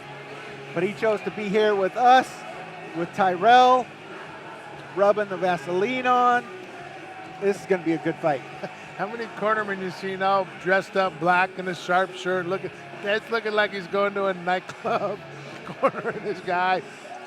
Quite a, what do you call that, juxtaposition? Juxtaposition. As soon as this fight's over, he's going to the club. Yeah, he's not. He's coming back here to join me. But ATT Portland, solid gym down there. Solid guys. Again, we've reached the point where we can call ATT a staple in the Coga cage. Oh, absolutely. They always step up. They always bring guys coming in to fight. Yeah. So you got Michael Briggs in there with Ed Herman. Michael Briggs actually started down in like Team Quest when Ed Herman and Chris Liebman were just coming up, trained under a guy named Robert Fowles, who's a great cornerman. Passed away probably 7 or 8 years ago, I think. But they're kind of reunited. That's kind of a reuniting of Pacific Northwest. Folks, here you see our tail of the tape. Tyrell Press, 1-0. Johnson, 0-3, age 32-29. Height's identical, weight's identical. Our first pro fight is about to go down. Coga Combat Games Rumble at the Reef. Let's go, G-Funk Garrett Furtick. Ladies and gentlemen, good evening and welcome once again to Rumble at the Reef 4, presented by Combat Games MMA and streaming live on Coga.tv. We now open our professional main card with 3 5-minute rounds in the lightweight division, brought to you by Silver Reef Casino Resorts. We now introduce first the blue corner, standing 5'10", weighing 156 pounds, 0-3 early in his professional career. He represents 10 Kicks, Seattle, and Marcelo Alonso BJJ, originally from Khartoum, Sudan. He fights out of Auburn, Washington, Johnson, Black Lightning, Nasona. Now introducing his opponent across the cage, fighting out of the red corner, standing 5'10", also weighing 156 pounds, making his Combat Games debut 1-0 as a professional, representing American Top Team Portland from Beaverton, Oregon, Tyrell, the tenderizer, Pless. Your referee, Ryan Hoisington. You know, I do miss seeing banners in the UFC. Oh yeah, I haven't seen those in a while. Yeah, they stopped doing them, but I like when we see the banners. So here we go. Tyrell the Tenderizer versus Black Lightning. Our first pro fight of the night, folks. Johnson sporting the bright pink trunks. Frosted top, hairdo, looking sharp out there. Calm, just. Oh, blasting a takedown. He like lulled him to sleep. See what Tyrell does to get out. Johnson pulls him.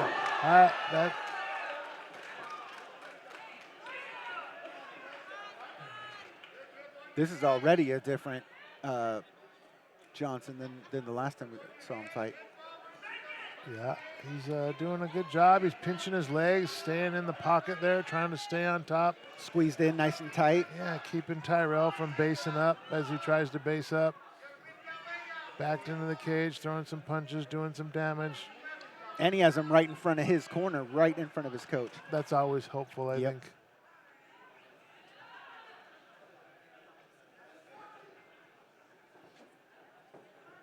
Tyrell maintaining, being calm, just attempting a guillotine, but really doesn't have it. Side control. He needs to underhook and wall walk. He needs to post off his right hand and sit up.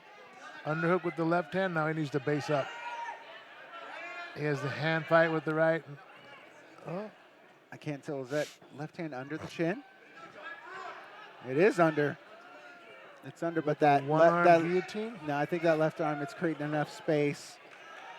He's going to use it to get up, turn him against the cage. All right, here we go. Let's see what happens. Tyrell's up, turns the tides, and Johnson's back's against the cage. Let's see how he gets out of this. Throwing some elbows. Needs to dig in that underhook and whizzer. They like it there. They don't want to get off the cage. I'd like to see Tyrell get head position with that underhook. That's literally what I can hear Ed yelling to him, is his head position. He needs to, or drop down to a single and pull him right out off the wall. Johnson Or just let him, go of him and back out. I mean, he's doing good control here, but if you're not going to get him down, like you're wasting a lot of energy with what you're doing, like it might be good to abandon all the game plan here, back out and reset. I guarantee you that first takedown caught him off guard. He was not ready to get all of a sudden shot on and thrown down like that.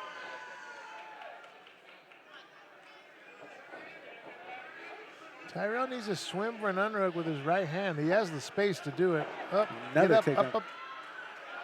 Wrapping that leg up, make sure he keeps him down. Again, a very different Black Lightning that we're seeing now than we've seen in his last fights. Yeah, he seems to be a little bit more aggressive. Well, it's just a different fight. He's on top. Last time they were all in the clinch. Now he's grappling a little bit more. He is a black belt in jiu-jitsu but under I'm saying Marcelo. even So his 0-3, like this is probably the best we've seen him. Yes. Oh, he looks like he might take the back here. He is going to take Working the that back. arm, trying to work that forearm under. Softening up those punches a little bit. Tyrell needs to stand up like wrestling. He needs to kick that hook out if he can. Shake him off the top. Johnson's going to get... Definitely don't pick your chin up like that. He's doing a good job of holding that left wrist of Johnson. Well, now he let it go, but he was doing a good job so that way it didn't sneak under his chin. I think Johnson's just content to kind of ride him out, tire him out. Johnson doing a real good job of staying nice and tight. Yeah. Squeezing in there. Here you go, see, taking his back, getting that forearm under. It's on the chin right now. It's not under yet. Tyrell doing a good job keeping that arm away from his chin.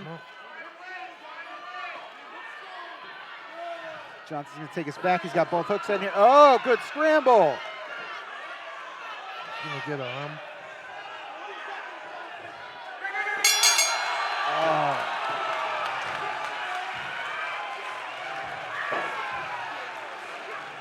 Who tapped? I can't eat.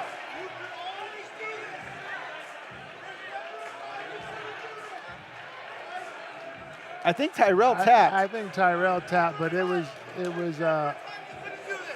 was Johnson's dramatic pounding the mat like he got caught. Like but I don't know what he he's could so have got caught happy with. he got his first. He's just so happy he got his first win. The reaction was that of defeat, but it was victory. Here was that first takedown that just blasted right to the corner of the cage. There you see him keeping Tyrell's legs tight. Both men staying against the cage, trying to control each other. I want to see that replay of the finish if we can.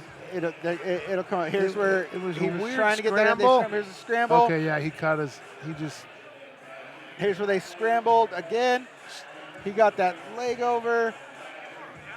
I couldn't tell what he had. Kimura him right there, backside Kimura. Oh, and he tapped right away. That was it. Okay.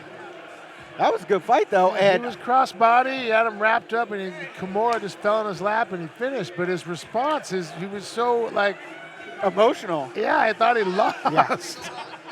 But that was, hands down, in going from 0-3, whatever he did going back to the drawing board, the Black Lightning we saw tonight is the best Black Lightning we've seen in this cage. Yep.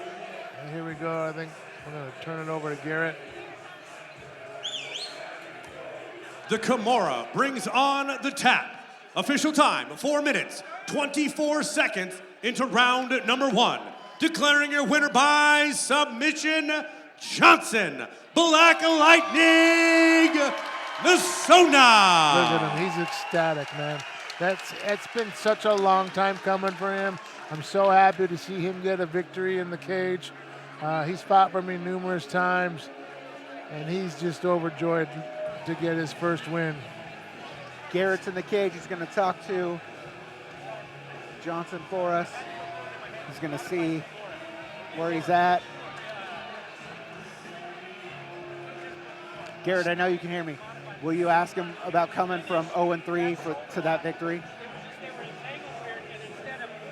All right, I'm here with your winner, Jackson Nasona. As an amateur, you were unstoppable. Then you became a professional, you went 0-3. What was it like coming in here 0-3? I mean, you've always been a dynamic fighter. I've watched you for years. But 0-3, it was kind of on the line, don't you think? What was the plan coming in? I mean, the plan was just to fight how I fought when I was an amateur. Coming in as a pro fighter, it was almost like I was Ronda Rousey trying to do something that that I wasn't good at. So just coming back in here and going back to my wrestling and grappling, it's just, that's it. That's the key right there. All right, man. So what's next for Johnson? Well, I'm going to take Northwest back over like I had as an amateur, so who wants them? Let's go. I want to thank my special better half over there and her mom, my coaches, and just everyone that's just been there and supported me. All right, man. Well, it's always been a pleasure watching you work. Once again, you're a winner by submission, getting his first professional victory, Johnson, Black Lightning, Nasona. So congratulations to Johnson Nasona getting his first win. You can see he's ecstatic. You know, I started to say it, and then we got cut off because we were doing the announcer, but you know, Johnson runs his own electrical contracting company. He runs his own business. Like, he's super smart. He's super on the ball. So he's got to maintain the work-life balance of, like, as a business owner or two business owners. Hey there, fight fans. Are you ready to take your support to the next level? Coga merch is available right now. Our booth is just outside those doors, and we're stocked with shirts, hoodies, hats, and more. Snag your favorite gear before it's gone. Rep the sport and show your support. Check out our booth, and let's get you outfitted in some Coga gear. Now let's get back to the fights. Folks, for all things Coga, our next event, sponsored by Ortiz. You got a fighter that wants to join us, visit Coga.tv. Let's go with our next pro fight, Mr. Garrett Fertig. And now we welcome Mike Macauley. The last time we saw Mike Macauley in a Coga cage was a rematch against Jay White. And that also was a great fight. Getting back in the cage tonight. I'm not going to say this was a short notice fight because he was in training camp. He's always training. But this was a late ad. But it is sure to be a banger. It just, yeah, Michael was on my list to match up. I just couldn't find a matchup for him. And Hunter had a fight a couple of weeks out, and then it just kind of fell into place that we could put this together. But he's been training. Like, he was on the docket to fight. It just took me a while to find the right matchup for him. And I like Mike, man. He's long, he's lanky, he knows how to use it. He's very calm and poised, and he fights really well. He uses his jab really well, and he's very well-rounded. Plus, this is one of the best walkout songs, too, this one. Like, Rage Against the Machine. Like, if this don't get you pumped, I don't know what kind of blood is pumping through your veins. All right, folks, let's get his opponent to the cage and let's get this fight. Set now to make his professional debut, Hunter Clennan.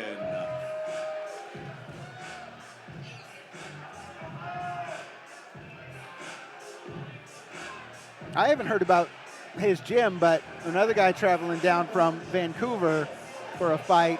What do we know about their gym? He trains with a guy named Josh Johnsey, who's a really good kickboxing striker coach. And, you know, Canadians have a reputation for being really good kickboxers.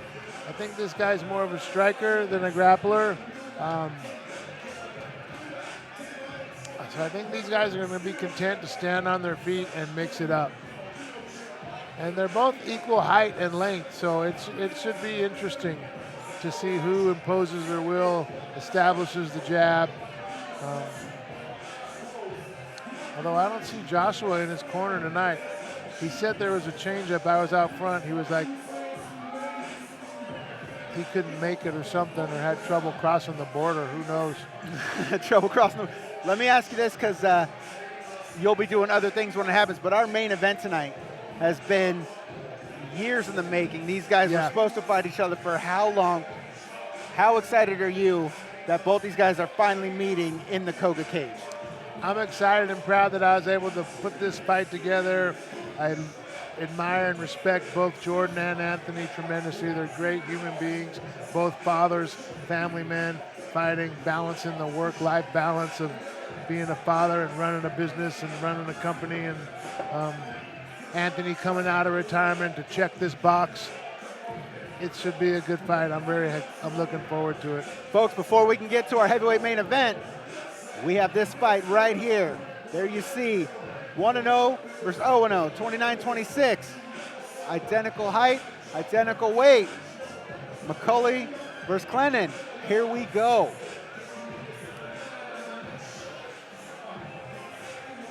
We move now to the welterweight division, set now for 3 5-minute rounds brought to you by Rhinos Sports Cards.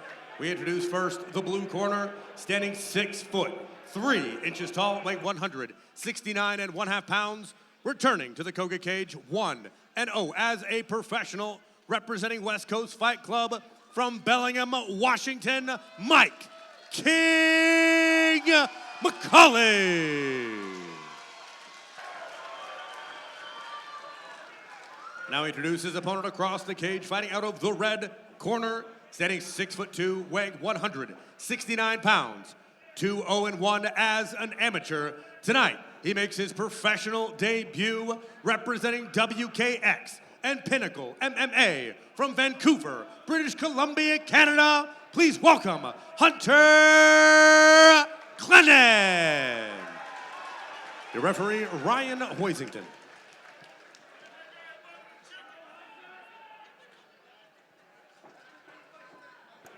Here we go.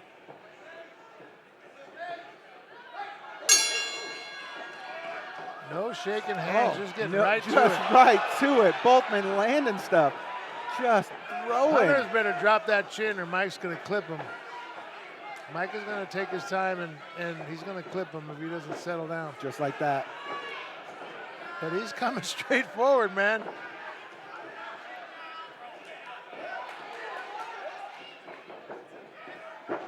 Oh. Hunter clipped him. Nice jab by Mike. Yep. Ooh, took a knee to the chin. Hunter really is just coming right at him, isn't he? Straightforward, yeah. Right on line, though. He's on center. He's got no head movement. He's dropping those hands every time he throws a punch. I think he's Wrapping maybe him up. adrenaline dumping. Or not. I mean, I think he's just maybe a little overzealous on his first pro fight. He's just coming in hot. But I mean, you know, it's for the moment, it's kind of paying off.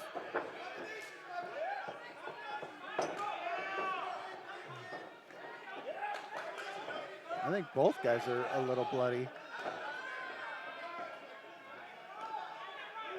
You see Hunter calming down a little bit now. Yeah, I think it was just nerves that kind of came out, kind of bum rushed him, for lack of a better term. But the fact that when he did bum rush him, some of those shots were landing, so that's just paying into the adrenaline of like, oh, this is working. Yeah, he did catch him a few times. Nice 1-2 by Mike. Another good straight right hand. And matching leg kicks, measuring. Hunter puts him into the cage, got wrist control, underhook head position. Let's see what he does with it. Mike did a good job breaking that perfect. Breaking that wrist control. Oh, wow, that was a nice good jumping knee. knee, huh? Oh, and a head kick. Okay, Hunter's letting it go. Let's just pull the ripcord and go, baby. Throwing knees. Underhook, head position again. Let's see if he can dump him backwards. Mike doing a good job, though, of staying patient, eating a couple shots, but picking when he's landing his. Like, that Sparta head kick was great. Here you see staying covered up.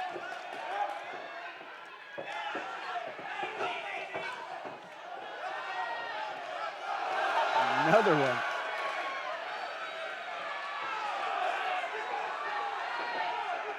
Hunter is just standing right in the center. Mike's starting to find him, right? There's not a lot of head movement. I like his aggressiveness, but he needs to circle offline a little bit, I think. Yeah. See if he can finish his takedown, or if Mike's just going to. Oh, doing a good job of wrapping that leg. Oh.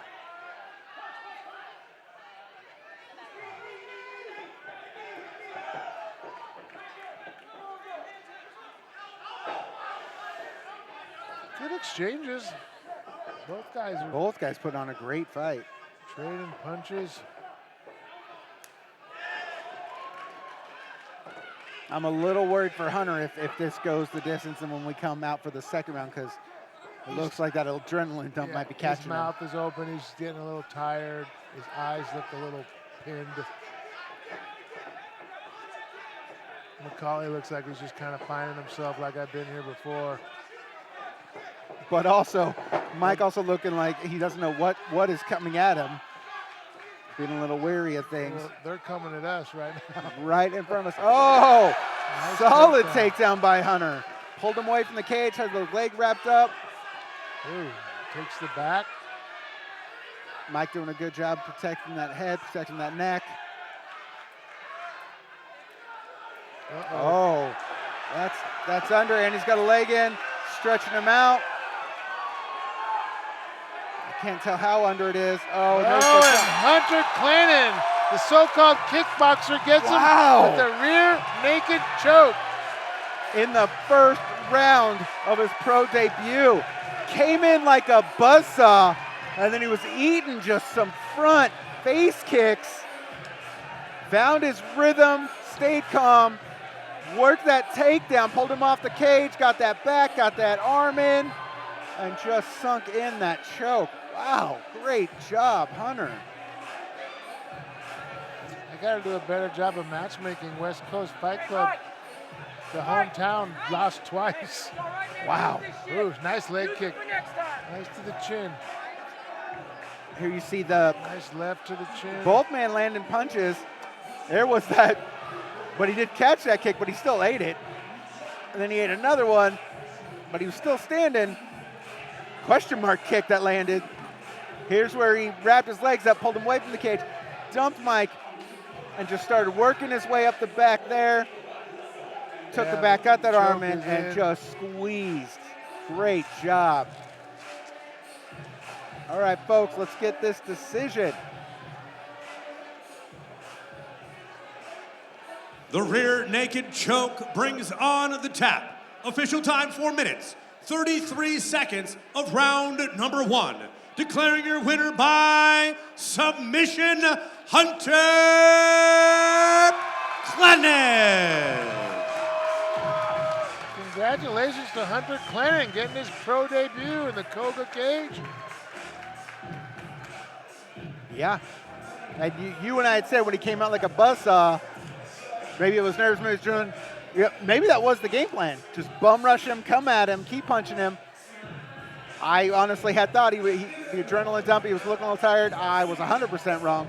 Worked him against the cage, got his takedown, worked his way to the back, got that submission. Great job by Hunter.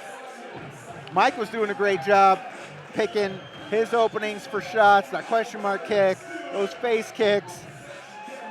Yeah, I mean, that's how you got to do it. He was risky. He was eating some shots, but he kept throwing combinations. He kept throwing kicks. He had battled for underhook and hand position and head position.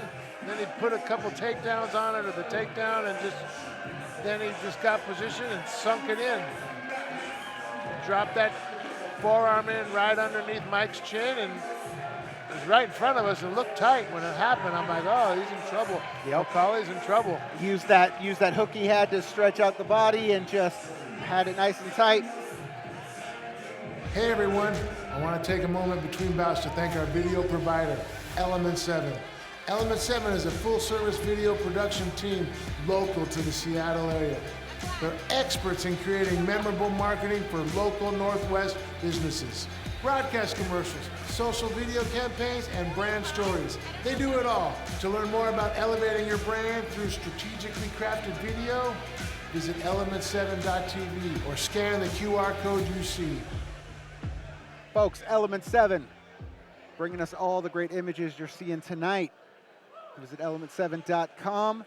all your video audio needs. You saw there about commercials, product placement, whatever you need done for your business. Element 7. They're really good. They've really helped raise the level of our production up. So proud and grateful to be affiliated with them and working with them. All right, folks, let's get our next fighters out here. Coga Combat Games, Rumble at the Reef. And now we welcome for our featured bout, Julian Adame.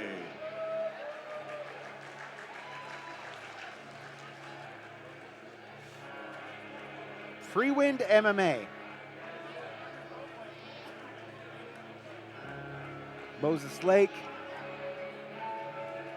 Julian Adame coming in 0-1. This fight's going to get real interesting. I'm excited for this one. What do we know anything about Free Wind MMA? He's in Moses Lake.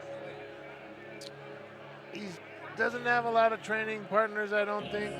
Yeah, I mean, and that's just a small town, Moses Lake. But this kid is super polite, very respectful, very easy to work with, very professional, got me all my stuff when I needed it, pictures and photos and tail of the tape, and he's just excited to be here. We'll see Another how good he walkout does. song. He's looking for his first win as well. It's going to be real difficult to get that first win against a guy like Nicasio. But you want to step your game up and see where your place is in this sport. Taking a fight against a guy like Nicasio is exactly how you do that.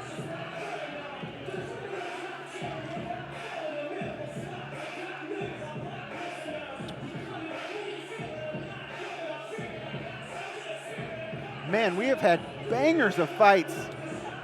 Rumble at the Reef, Silver Reef Casino.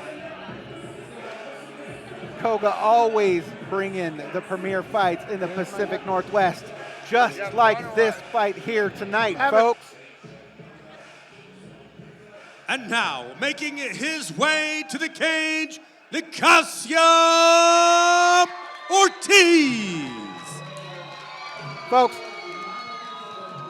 I've said this to Joe. I said it on the Coga breakdown card.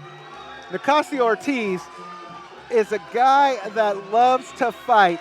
I think if you were to travel back to any period of time, the DNA in the Warriors from the samurai days, the Roman days, the gladiator days, I think that's the Roman days as well, but you get what I'm saying here. That DNA warrior spirit is in a guy like Nicasio Ortiz. On top of that, no one would argue some of the best fighters in MMA, in boxing, are Mexican fighters. Nicasio Ortiz is a Mexican fighter, and every fight he has is a banger. He is a great fighter. He is fun to watch. This fight is going to be great, and as I had said, for Julian to take this fight, that already is a credit to him of wanting to see where does he stand in this sport. In the Pacific Northwest region of combat sports, where does he stand when you're going against a guy like Nicasio Ortiz? Stellar amateur career, 1-0 in his pro debut, and you know when you watch this guy comes to fight, and you want to see if you have the balls to be a fighter, you take a fight against a guy like Nicasio Ortiz. Here we go, folks. Our tail of the tape brought to you by Rhino Sports Cards. There you see the 0-1 and 1-1. Nicasio's 29, Julian's 27. Julian has a 2-inch height advantage in this featherweight bout. I'm once again joined by my partner in crime, Ed Herman, back with me. Here we go, folks, our featured fight. Rhino Sports Cards presents our featured professional bout. 3 5-minute rounds in the featherweight division. We introduce first the blue corner, standing 5'7", weighing 144 pounds, holding a professional record of 0-1. He represents Free Wind MMA from Moses Lake, Washington, Julian Adame. Now he introduces his opponent across the cage, fighting out of the red corner, standing 5'5", weighing 146 pounds, returning to Combat Games MMA, bringing a professional record of 1 win, no losses. representing Royal MMA from Mossy Rock, Washington, please welcome El Campeón del Pueblo, Nicasio Ortiz. Well, Referee I'm back Ryan Hoisington. right in time for this great fight. The crowd is fired up for Ortiz.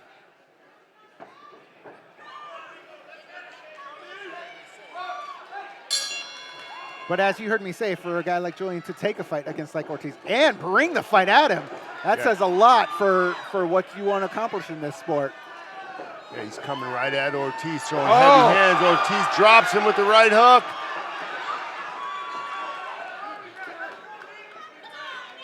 Yeah, Julian right back to his feet. Right back to his feet and right back to throwing. Oh, caught again with the right hook. He's keeping that chin way up, though. Ortiz is going to catch him coming in wide like that. Nice body lock takedown for Ortiz, right into side control. Keeping that super tight squeeze, staying nice and close. Julian's turning the wrong way here. He's going to give his back up. Got that. Oh, I thought he had the hook in. He had his head, but that's not really much without an arm in there with the head. Back to his feet for a moment. Nicasio pulled him right back down.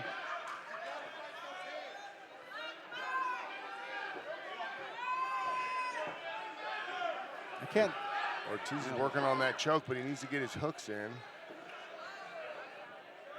You know, have you seen any of the new rule that's in effect 12-6 come into place tonight? Anybody No, dropping those we haven't elbows? yet. Also, you can now knee a fighter who has both hands on the ground. Yeah, that grounded down opponent fighter. rule. Yeah. Ooh. Julian back to his feet, but Nicasio still has that body clinch on him and puts him back on the ground and let go of it so that Right he into can full transition mount. to full mount. Right into full mount. He's in some trouble here with Ortiz on top, dropping shots. This fight could be over soon.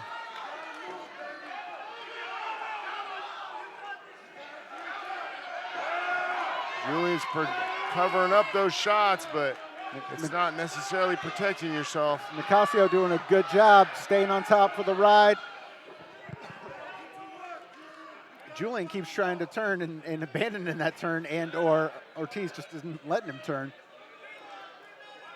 Yeah, his mount escape is apparently non-existent.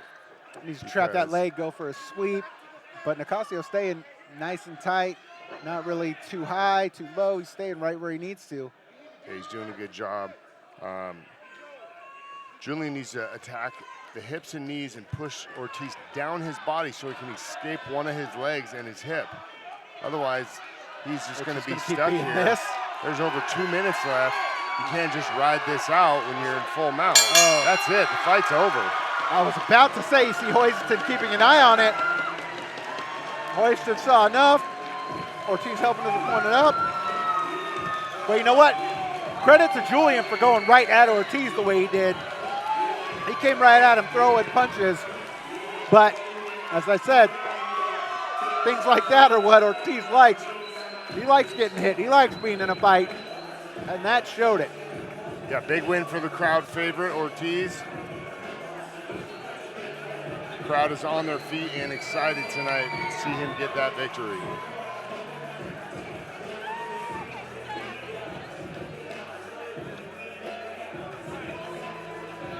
When Julian looks back at this, he'll see he needs to work on his escapes and his sweeps. But I did like the game plan of you go right at that dude and you bring him the fight. Here you see a replay. Here was the beginning when they just went right at him. Nicasio connected with that right hand. It was the first takedown drop by Nicasio. And pretty much from that takedown, he just kept controlling him, kept throwing him on the ground, worked his way here to mount against the cage, and was just raining in the punches until Hoiston had seen enough. Folks, let's get our decision. Ladies and gentlemen, the verbal tap comes at 3 minutes, 50 seconds of round number 1. Declaring your winner by submission, El Campeón del Pueblo, Nicasio Ortiz. win for Nicasio. Folks, that featured fight was brought to you by Rhino Sports Cards and Memorabilia. They have a cool little shop in Bellingham. I went and visited earlier today. Go in there, see Rhino, all your sports card needs, or even like me, you go in with questions. Super knowledgeable place. Rhino Sports Cards in Bellingham. Nicasio, congratulations, Ed Herman buddy. talking Big to our win. boy Nicasio Ortiz. The crowd seems to be excited. What do you think about your performance tonight? Just came out here and did what my coaches taught me and just let it go. Just let the hands go and stay composed and stay controlled because the nerves are there. Don't get me wrong. The nerves are always there. So shout out to my coaches, all four coaches right here for everybody for really putting in the time and dedication to me. Honestly, I wouldn't be here without them because I didn't know shit before. So now you can call me skilled, I guess. Well, what's next for Nicasio Ortiz? Tell these people. So we got November 23rd again. We got another fight coming up over at Clearwater Casino. So show up over there if you want to see some great fights. But November 23rd, another professional fight at the Clearwater Casino. Well, no rest for the wicked. Nicasio is going to be right back in the cage November 23rd. Congratulations, Nicasio Ortiz. Let's hear it for him, ladies and gentlemen. Congratulations to Nicasio. As you heard me say, I love watching this dude fight. Again, tonight he didn't let us down. Ate some punches, stayed calm. Like I said, he doesn't mind being in a fight. He doesn't mind getting punched. That's what brings out that warrior spirit in him. You saw it. He ate some punches, he gave some punches, connected with that right hand. Then he just worked that takedown after takedown until he took the back. Solid win by Nicasio Ortiz here tonight in the Coga Combat Cage.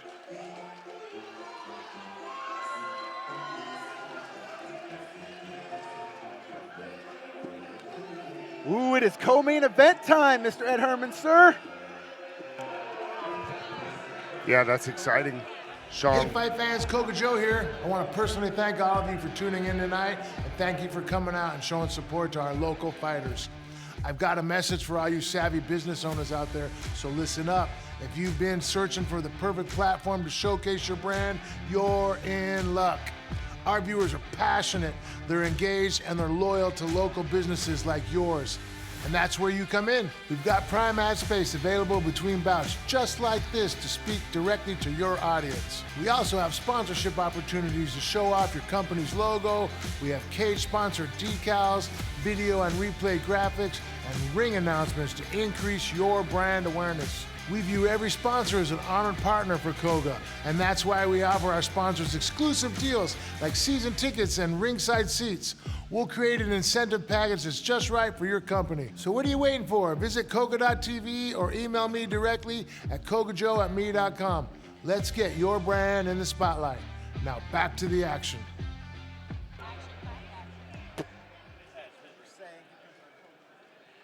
As we were saying, here comes our co-main event.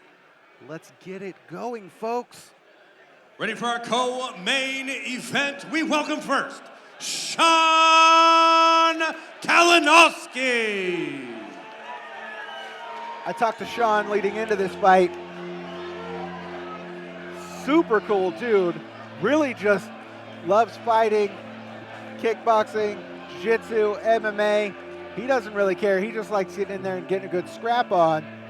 Those of you that watched the last time he fought on a Coga card, it was a good scrap that he had with Sahib.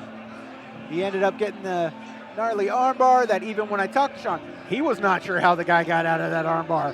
Then he went to that omoplata. He was not sure how the guy got out of that omoplata. He thought he was double jointed.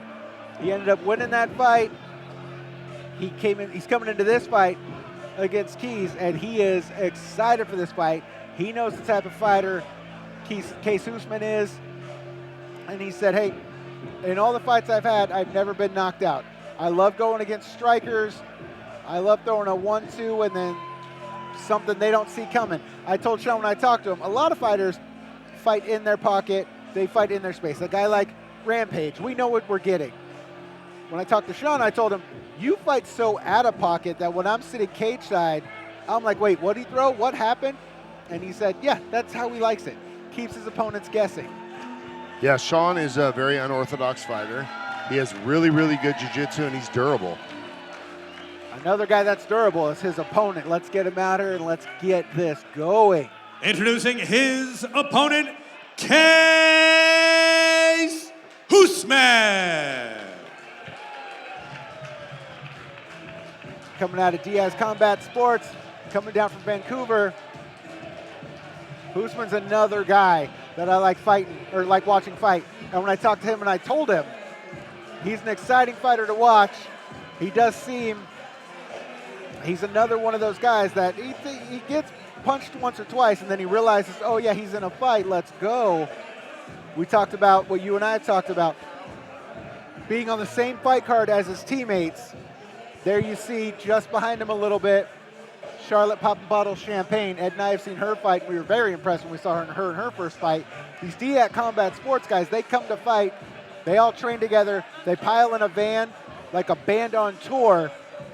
And Huisman told me he really feels that's one of the things that bring the team so close together is being in training camps together, knowing you're going to be on the same card, getting in the van, traveling, getting down here, getting ready for the fight. It's one of those things that he just said. It helps bring their team closer together, and he absolutely loves doing this. So Joe says this is going to be fight of the night, and I believe him because these boys can bang. These guys got good jiu-jitsu.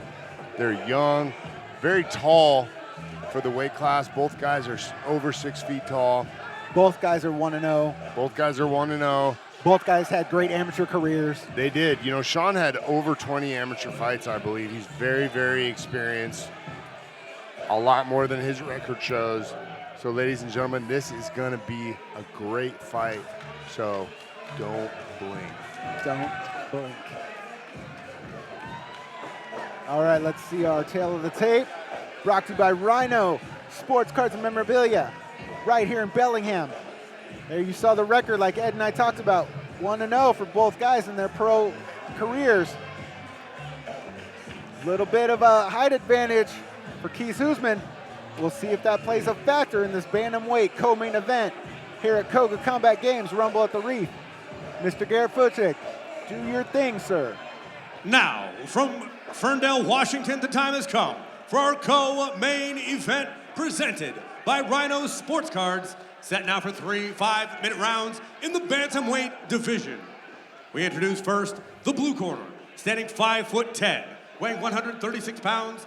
He holds a professional record of 1 win, no losses, representing Impact Jiu-Jitsu from Hillsboro, Oregon. Please welcome Scrappy Sean Kalinoski.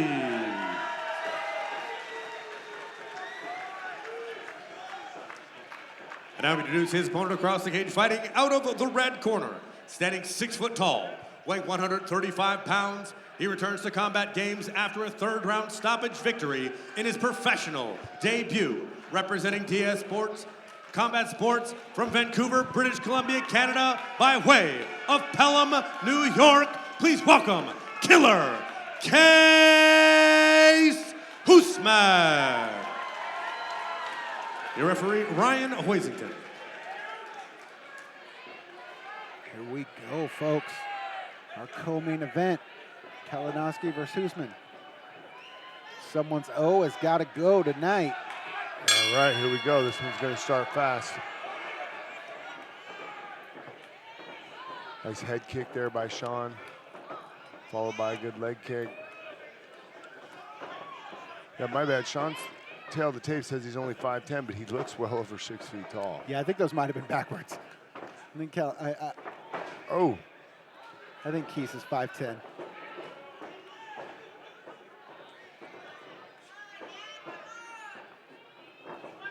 Oh, Sean's coming through with some hard shots. Worked him against the cage. Huisman's doing a good job of keeping his hands up, blocking those shots. Huisman also doing a good job of staying patient with all the wild crap that Kalinoski throws. Yeah, Sean's controlling the cage with an underhook. He's fighting for that head position there. Nice knee to the body. Back into that 50-50 wrestling position here. Sean trying to drag him off the cage with that body lock. He's using that old man strength on him. You know, Huisman's what, 26, Sean's 34. Sometimes that can You know? You're not wrong. Old man strength versus youth and speed. Yeah.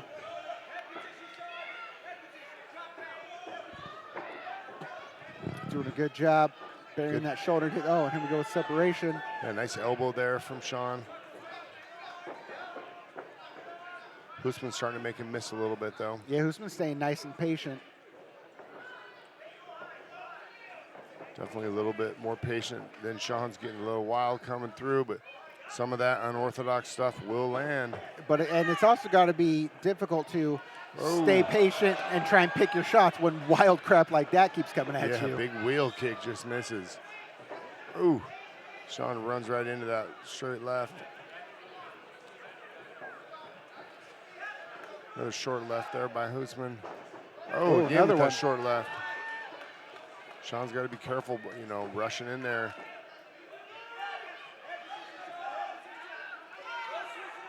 Again, Sean going back to that cage control. He's got his underhook, fighting for that head position. Huisman landing that knee to the body, though. Oh, right upstairs now with that knee. Huisman reverses position. Separation.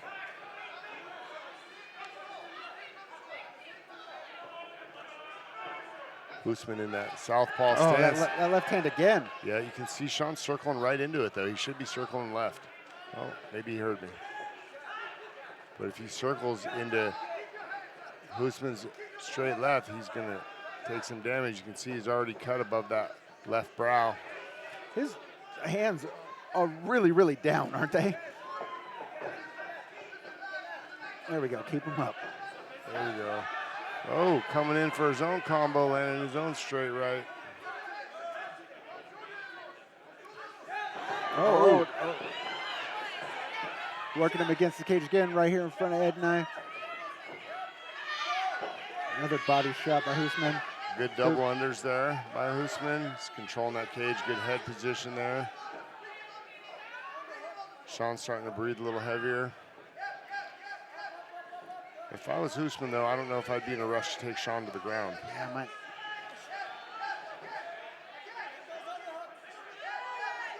Good clinch control, good back and forth action in there. Both guys staying nice and busy. Yeah, and staying nice and tight, controlling the arms, controlling the wrist. Both guys, there's another knee. Good knee to the body there. Separation. It's like Sean's cornrows are starting to come out. Those straight left hands are not helping Sean's cornrows. Oh, again with that straight left. And then to the body. Sean coming out with a flurry. Huisman smiled at that. Yeah, Huisman, he just stays patient back there, and he could start to pick Sean off with that left hand if he stays patient.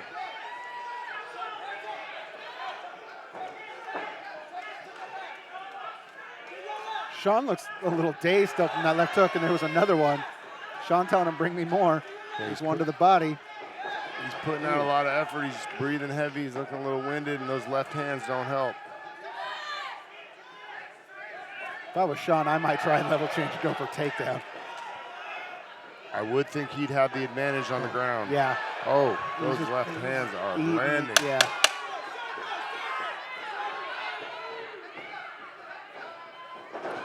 Oh, try for a flying knee and left hand.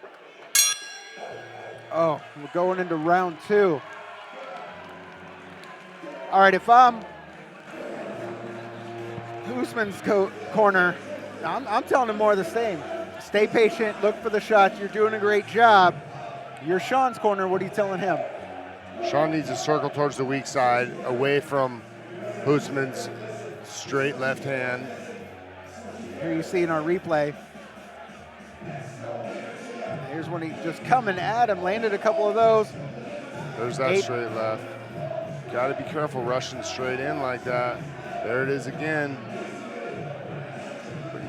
You know, he's unorthodox, so sometimes those guys who are unorthodox that come flying at you with punches from crazy angles, they're going to land. Yep. I got to think, would you also tell Sean, try for a takedown? Let's get this guy to the ground. Yeah, it's not going to be easy, though. Again, Huisman's a young kid. Yeah. He's got a lot of energy and speed. Sean needs to slow the fight down, push him against the cage, and then try to drag him down from the cage. I think that's his best bet to get this fight to the ground. He definitely can't stand there and keep eating those left hands.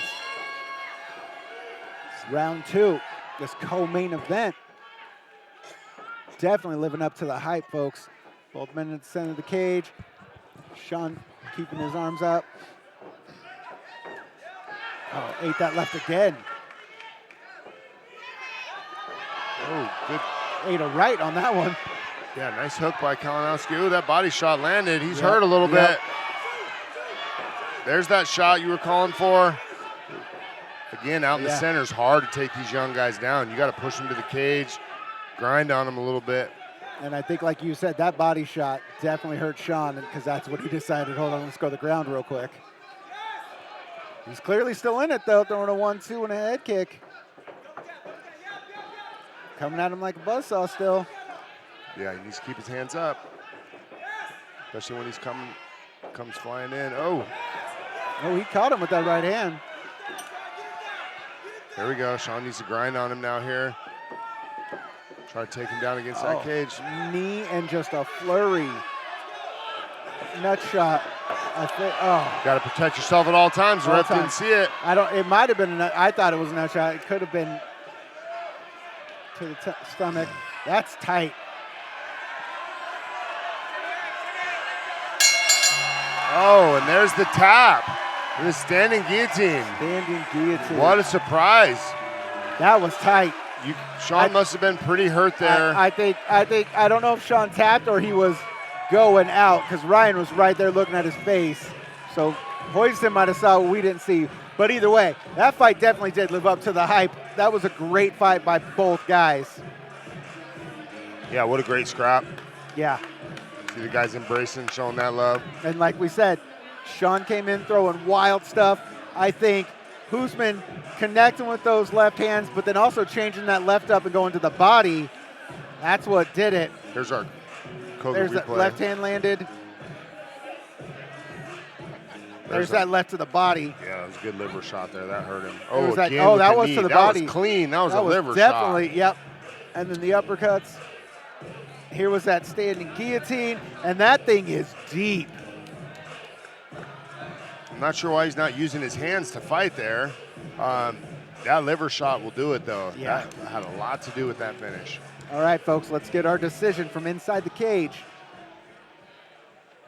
The guillotine choke brings on the finish. Official time, 1 minute, 27 seconds of round number 2. Declaring your winner by submission killer, Kees Huisman.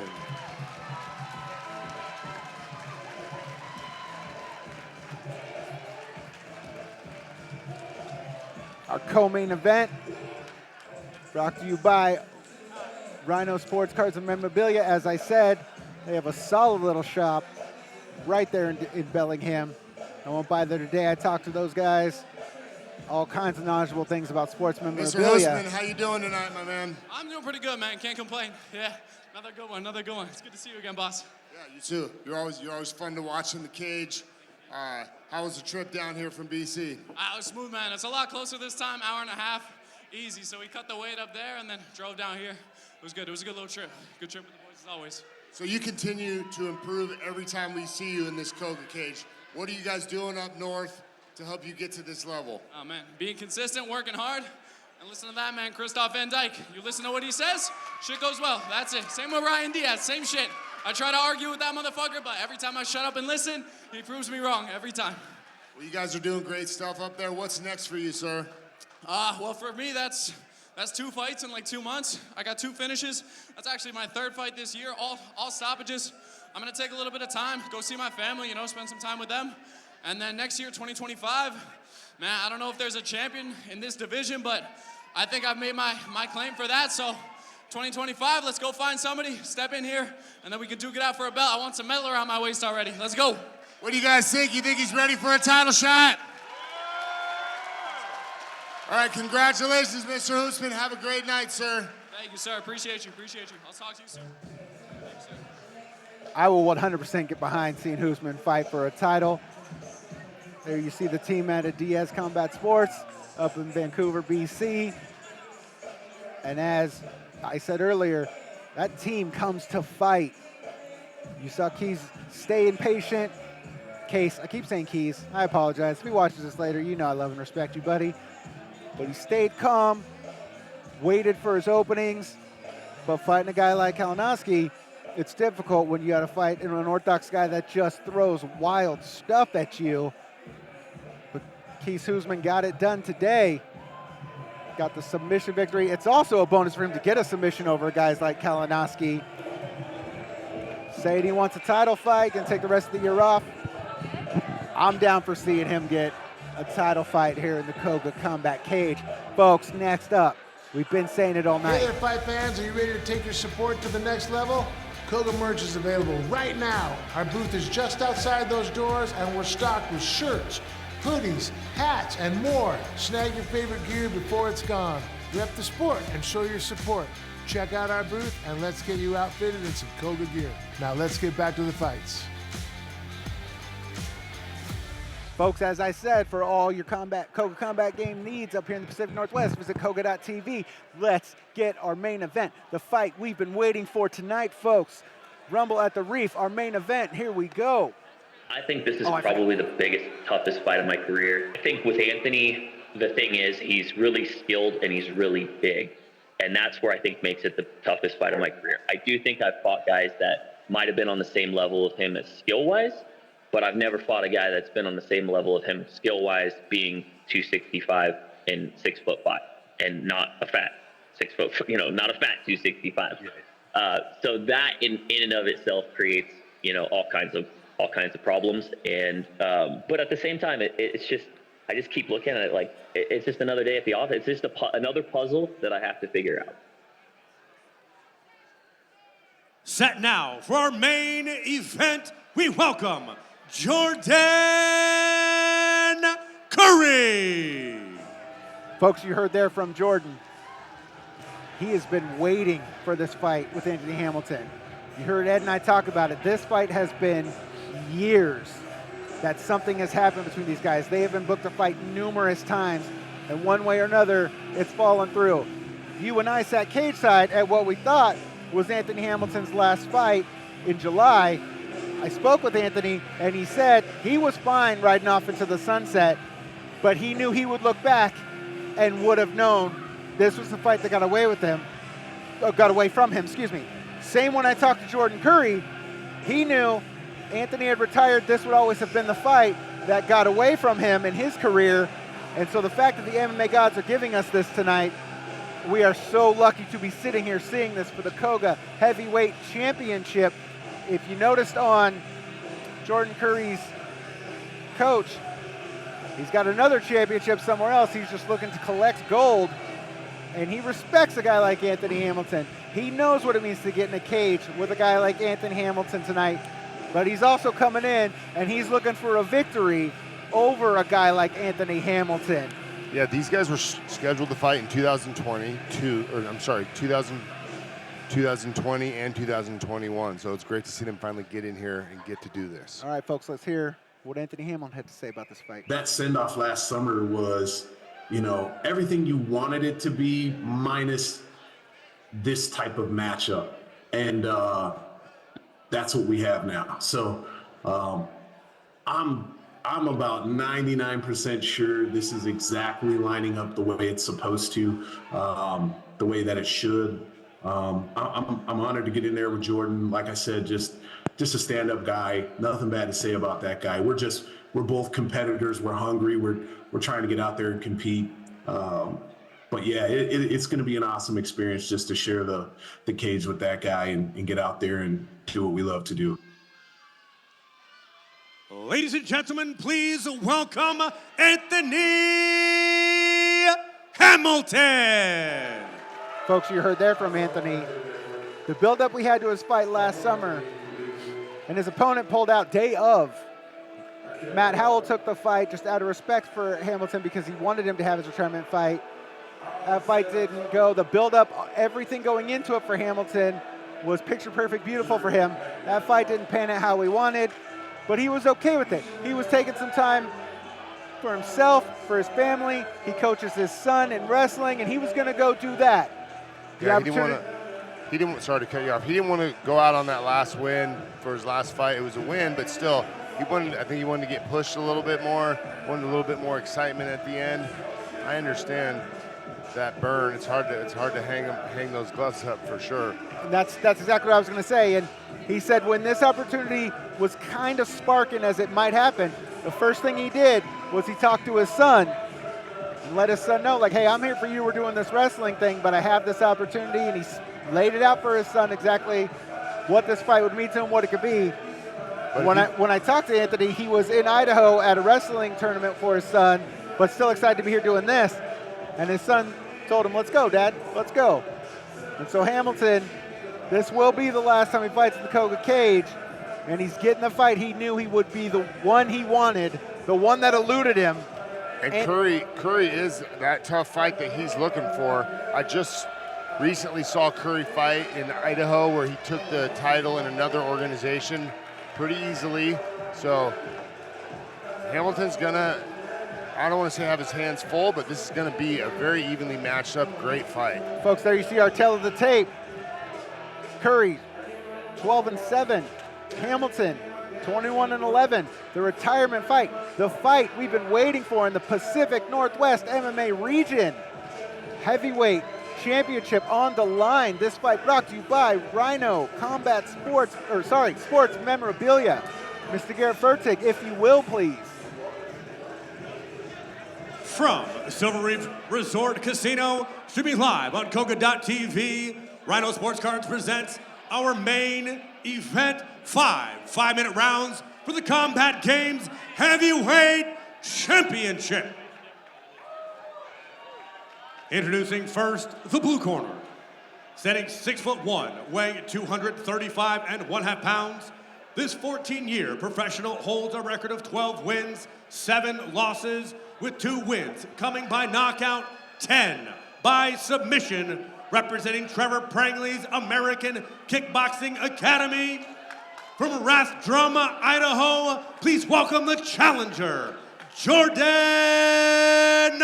Currie.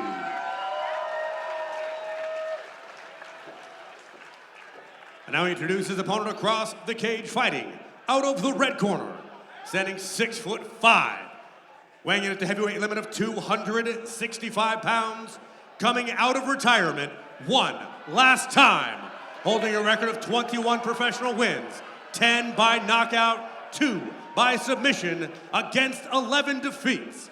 He is undefeated at Combat Games at 10-0. Representing Gracie Baja Issaquah, he fights out of Newcastle, Washington. He is the Combat Games MMA Heavyweight Champion, Anthony Ratr Hamilton.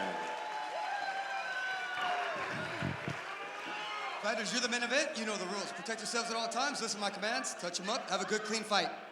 Folks, there you see both men respecting each other. Your referee for our championship main event, Ryan Huisman. You heard Garrett Fertig.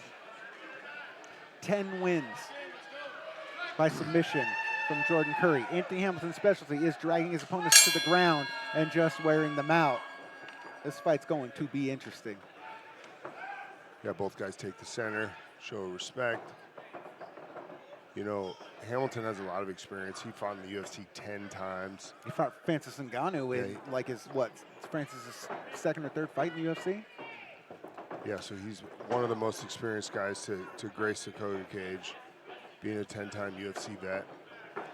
Jordan Currie's hoping to get there himself. And I think it's things like that that we were talking about. That's why Anthony wants this type of send-off. The fight that got away from him was this tonight. And having that legendary career he had in the UFC, in the Pacific Northwest, like this is the type of fight he deserves to go out on, win or lose. This is what it's about. And you can see the size difference here. Currie's only about 235 pounds.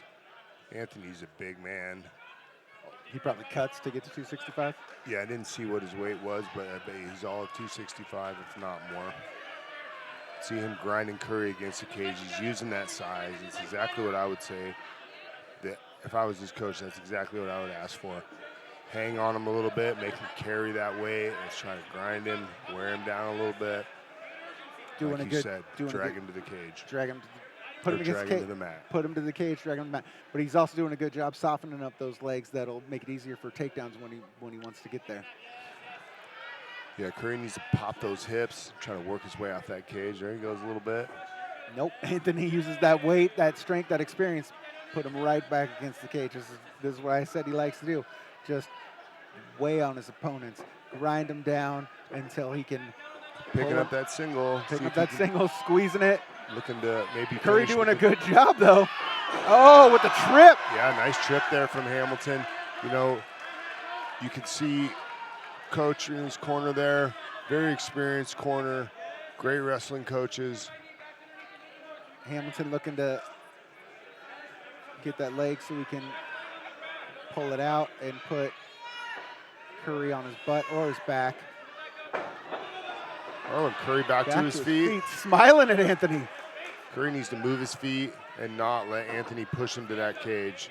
Currie needs to use his speed and athleticism, excuse me. Land that jab, be patient. See if he can catch Anthony coming in. Maybe a short right hand. Both guys being pretty patient. Oh, nice combo there by Currie. Good jab landing there. Following with a kick. See Currie's confidence starting to rise a little bit. Good jab, he keeps landing. Nice little low calf kick. He's got to be careful standing right in front of the big man, but he's doing good work with that jab.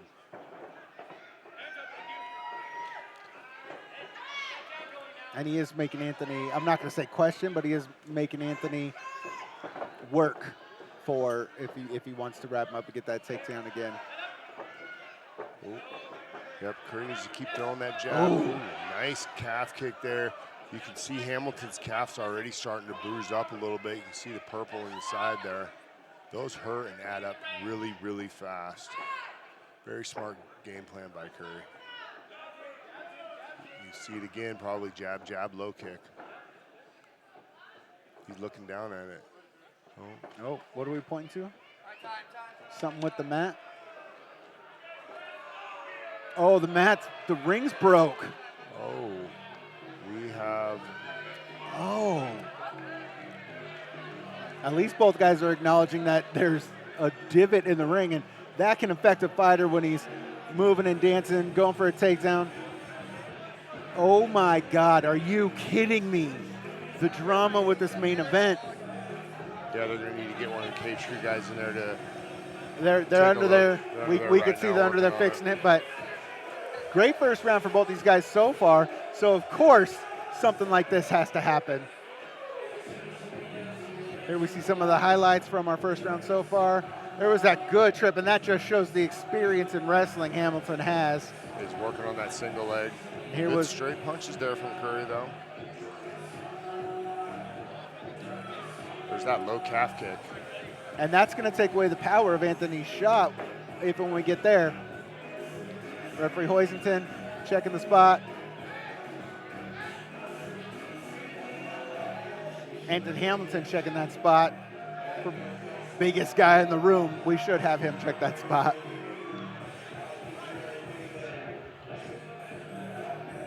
Looks like they're making adjustments with the cage still. They got maybe one more adjustment to make down there.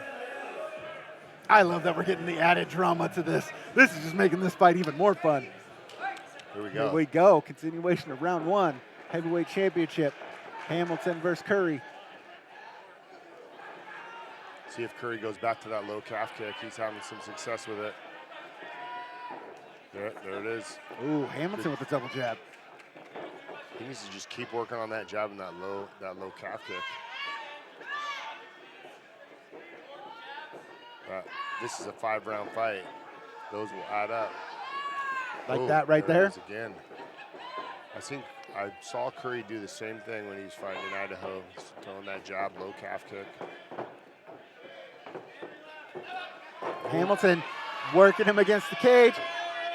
Oh, Picks up gets his that head single out. again. There's the Oh, trip nice again. Takedown. They're right in front of our timekeeper, Drew Black, right in front of Ed, right in front of me. And Hamilton doing what I said he does. Buries his head in his shoulders, stays heavy, trying to clear that hand. Hamilton's passing the half guard here. There's 10 seconds left. Oh, using those forearms. Good short elbows there, working from half guard. Currie doing a good job of just trying to close up. He Combat heard the Games 10 would like to second thank some bell. of He our knew if he sponsors, could hold Primal on. Combat Apparel. We Get get your to gear round at the 2. Coga Primal Combat booth out front or visit primalcombat.com. We also want to thank Solid first Silver Reef round by Casino both Resort, guys. But where the Hamilton excitement with never those stops. takedowns. With over 1,000 slot That machines first and round's gotta 17 be table his. games, there's always a game waiting for you. The resort features 206 hotel rooms along with 5 dining options, including our award-winning steakhouse. The you see sports the book is the replay. perfect place to place your bets and cheer on your favorite team. Hamilton just rushing him, as I said. Gets his opponent to the cage. He picked up that leg, did that trip again, dropped him right in front of us. Hamilton had switched to side control, was staying heavy, but Currie knew he had heard the 10-second bell, just stay tight, protect himself, ride that one out. Let's see what happens in round 2. Yeah, Anthony went back to that single leg, took him to the cage, picked up that single again, which he had success with earlier in the round. So you know he's going to go back to that single leg because he's having success with it. Basic one-on-one wrestling. Currie doing a good job chopping at that leg, though. So that's going to be the battle here. Can Currie stay outside, chop on that leg and land his jab, or can Hamilton push him to the cage and take him down with that single? So much mutual respect between both these guys. There it is Oh. again. Ooh, that's going to hurt. See if Anthony starts switching his stance at all. If he does, you know that he's hurting. Ooh, that jab got through.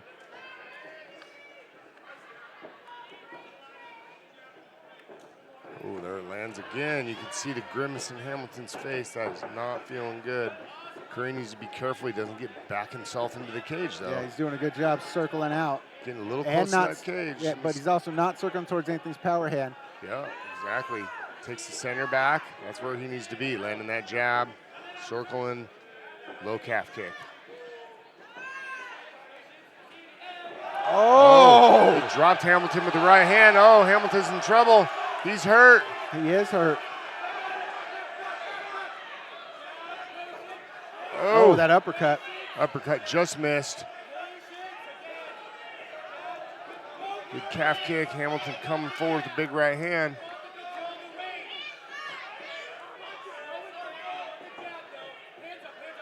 Currie's confidence starting to grow here. Yep, He's definitely. Making Hamilton miss. Again, you can see the size difference in these two guys. Gives Currie that speed advantage a little bit. A little bit of youth on his side. Got to give Hamilton a lot of respect for getting in there at 44 years old. Yeah. It's not easy. Especially everything he's done in his career. He didn't need to get in here and do this Yeah. tonight. How But did- he's definitely getting the fight he wanted for his retirement fight. Yep, got to give him that. Yep. He came in here and took a tough fight. He could have walked out on his white horse. There he goes, right on that single again. Anthony is bleeding. Oh, he's bleeding good. That nose is busted. Oyston checking the cut. We're going to call timeout so the doctors can look at it. No, they're going to have to take a look at that. I can't tell if it's his nose or if he's got a bad cut. Oh, man, he's dripping all over. I think it's a bad cut above the nose. Again, so much drama in this main event. It is everything we built it up to be. Let's pray. Everyone take a moment and pray. The doctor's going to look at it, going to call it okay, and that it's not going to be bad enough to get stopped, because that would be a horrible ending for this. It's right there. Yeah, that's a pretty deep cut. I don't know if they're going to let this fight go on. Ooh, yeah, that's a deep one. We'll see. If it's going in his eyes and he can't see, they're going to stop this fight. Here's the Coga replay. You walk us through this replay. I'm going to watch the doctor. See that calf kick landing.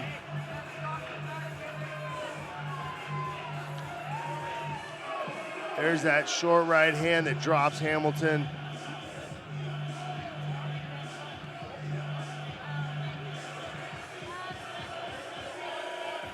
Hamilton telling the doctor he can see. telling her, don't stop this fight. That's smart, because if you say you can't see, they will stop the fight. No. So even if you can't see, you got to lie and say, yeah, I'm fine. He blinked. He told her he can see. He told her, do not stop this fight. Sometimes that's for... I'm really surprised they're letting him work on his cut this long. Because the round did not end, correct? No, Huisman called a timeout. Yeah, I'm not sure what's going on here, but this fight should be restarted. As soon as the doctor says he can go, the fight should start. I gotta get the belt.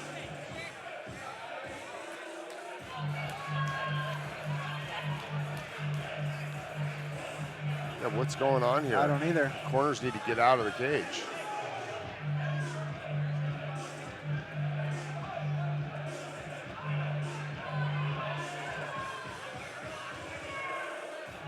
Yeah, this round is not over. This round is not over.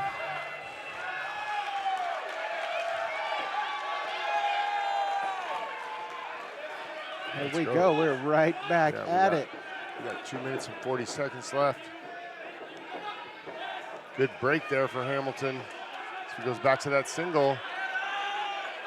Currie needs to defend the single and get off the mat. Jordan look at him. Every time he squeezes that neck, blood just comes pouring out. This is not what Currie wants, to be stuffed on his back like that with Anthony's big ass on top of him.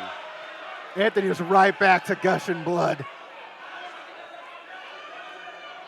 As soon as Jordan grabbed his neck and squeezed, that blood just came pouring out. Curry's got to find a way to stay in this fight. It's getting slippery down there. Why is Anthony looking at the ref? They're not going to break and let him I clean don't know. him up. That's not how it works. I think maybe because of the blood, I don't know.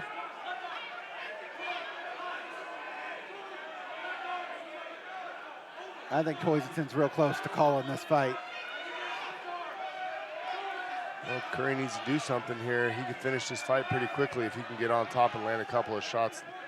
This fight could be stopped. This fight could also be stopped because of that cut. Well, that's exactly what I'm saying. If Currie gets on top and starts opening that cut up any worse. Took that his neck. deep. It is deep. It's pretty tight. Now, you can see Hamilton. Anthony grimacing. That blood is also, he's making it, that blood. That's it. That's it, baby. We have a new champion in Jordan Currie. New Coga heavyweight world champion. Gets the big win. Against the big man. What a bloodbath. That blood definitely made it difficult for Hamilton to be able to get a grip to pull it off, but I don't think that would have mattered. I think it would have stayed just as tight. That fight lived up to the hype. We had the drama of this fight being postponed. Anthony coming out of retirement. These guys wanting to fight each other, the respect they had for each other. The cage, the ring of the bottom broke, or there was some type of divot, we had the timeout. That gnarly cut on Hamilton, we had the timeout. Hamilton did what Hamilton does, stayed in the fight, went to take Currie down, and just got taken by rear naked. Here you see Hamilton staying in, doing what he does, ducking his head, getting to the cage, went for that takedown. When Jordan had there that guillotine, he was squeezing it. The blood was just pouring out. And there you see Hamilton, a bloody mess, was still trying to fight, was trying to pull down, couldn't quite get the grip he wanted. But I will say, as a fan of Anthony Hamilton, the buildup we had to his retirement fight last summer paid off for his career. This fight tonight, coming in this cage, getting the fight we thought was going to go away, also paid off for his career. But I think now it proves it's Jordan Currie's time. He's the heavyweight. He's the man in the Pacific Northwest, and he's now the Coga Combat Games heavyweight champ. Let's get our official decision. Ladies and gentlemen, the rear naked choke brings on the tap. Official time, 3 minutes, 42 seconds of round number 2. Declaring your winner by submission and new Combat Games heavyweight champion, Jordan Currie.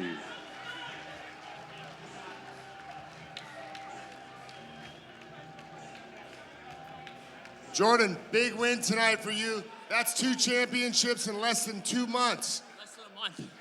Less than a month. I won this one 3 weeks ago. Yeah, I was there. I should remember. It was 3 weeks ago. Hey, great job tonight.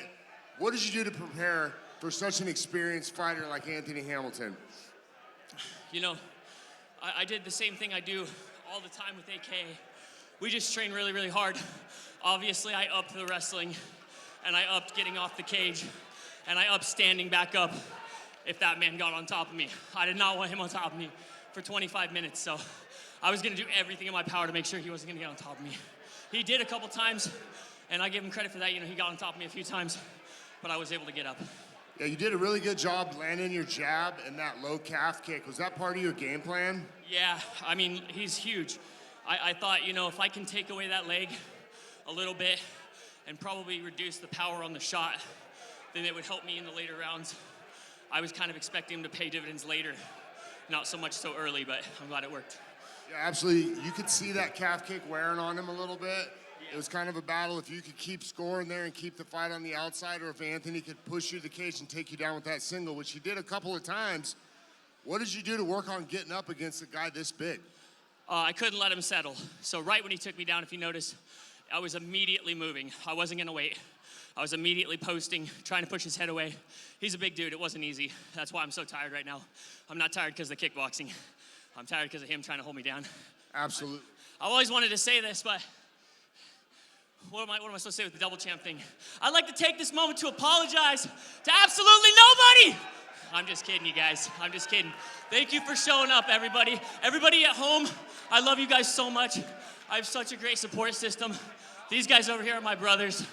I think they were my only fans in the crowd. So I love all you guys. Everybody at home, all of AKA. Thank you. What's next for you, Currie? You know, I didn't really think much about that. This fight, I basically looked at like, I have to win it. It's a stepping stone for my career. I didn't look much after. I wasn't gonna say, you know, when I beat Hamilton, it was like, I gotta go fight this monster of a man, and I didn't really think anything of it, but whoever wants to call me, give me some money. I don't know if that proves it to you that I'm worth it, but I think it does. Let's hear it for Jordan Currie, your new Coga heavyweight world champion. Anthony, how you doing, buddy? That was a hell of a fight. You got a nasty cut above your eye. You were bleeding a lot. Yeah, man, that's the nature of the job. So hats off to this guy. There couldn't be a more deserving champion than Jordan Currie. He's an absolute stud. Obviously, he showed it here tonight. But a lot of things that you guys probably don't know is he's a good dude. So I know he's going to carry this championship well. He'll honor Coga without a doubt. So it was just an honor to be in here with him. Guys, I don't know. I think that was really the last one for the freight train. I love you guys. Thank you for having me back. Joe, Wendy, you guys helped, you know, catapult my career to the highest level. I've spent a long time, 15 years doing this fight game. I need to spend time with my family. I need to spend time with my kids. It was awesome just being out here one last time. But hats off to Jordan Currie. He's an awesome dude and a great champion. So I couldn't be more happier to pass the torch. I've been the king of the Northwest for 15 years, and so to be able to hand it off to a guy like this, man, it's awesome. It's priceless. So congratulations. Yeah, at 44 years old, you got a lot of balls to step in this cage one last time, Anthony. Let's hear it for him, you guys. Let's hear it for him. Great fight, guys. Have a good night. Folks, thank you for being with me, with Ed Herman, Coga Combat Games. Hey, one more thing, guys. For one last ride on the freight train. Taxation is theft. That man gave it all to us. And tonight was the fight he should have went out on, passing the torch to the new heavyweight That champion, concludes Jordan tonight's event, Currie. Rumble to Reef 4, presented by Combat Let's Games see MMA. what we see From from everyone at him. Combat Games, we would like to thank you for attending I think tonight's a event lot of and guys supporting local mixed saw martial in this arts. fight Make sure how to we check put it Coga together. TV A and lot of other people are social going to media have a for lot all of upcoming problems events. when they want to come Our for next that event, title. November 23rd. It's going to be For tickets exciting. and It's information, always go to exciting here at Coga Combat Coga.tv. Games. We And also wanna apparently make sure bloody. you guys go out and vote for the My kids International watching, I love you. Indigenous Go Hip to Hop bed. Awards. Go to Coga Combat Games. International Myself, Indigenous Ed Hip Hop Herman, Joe Coga, Awards.com/vote all of us and vote here for at the Big Silver Raz Reef Casino. for DJ Thank of you the for Year. being here tonight with us, folks. We also want to thank our sponsors, Primal Combat Apparel. Get your gear in the combat. Get your Combat Games gear at the Primal booth out front. We also want to thank Silver Reef Casino, Whether you're here for gaming, thrills, dining delight, sports action, live entertainment, or a round of golf, Silver Reef Casino Resort offers an all-encompassing experience for guests seeking a fun-filled memory and unforgettable memories. We also want to thank Rhino Sports Cards, 702 Kentucky Street in Bellingham. They're always looking to buy, sell, trade. Also find them online at rhinosportscards.com. Once again, our next fight, Saturday, November 23rd, Coga 83 from the Suquamish Clearwater Resort Casino. Tickets available at Coga.tv.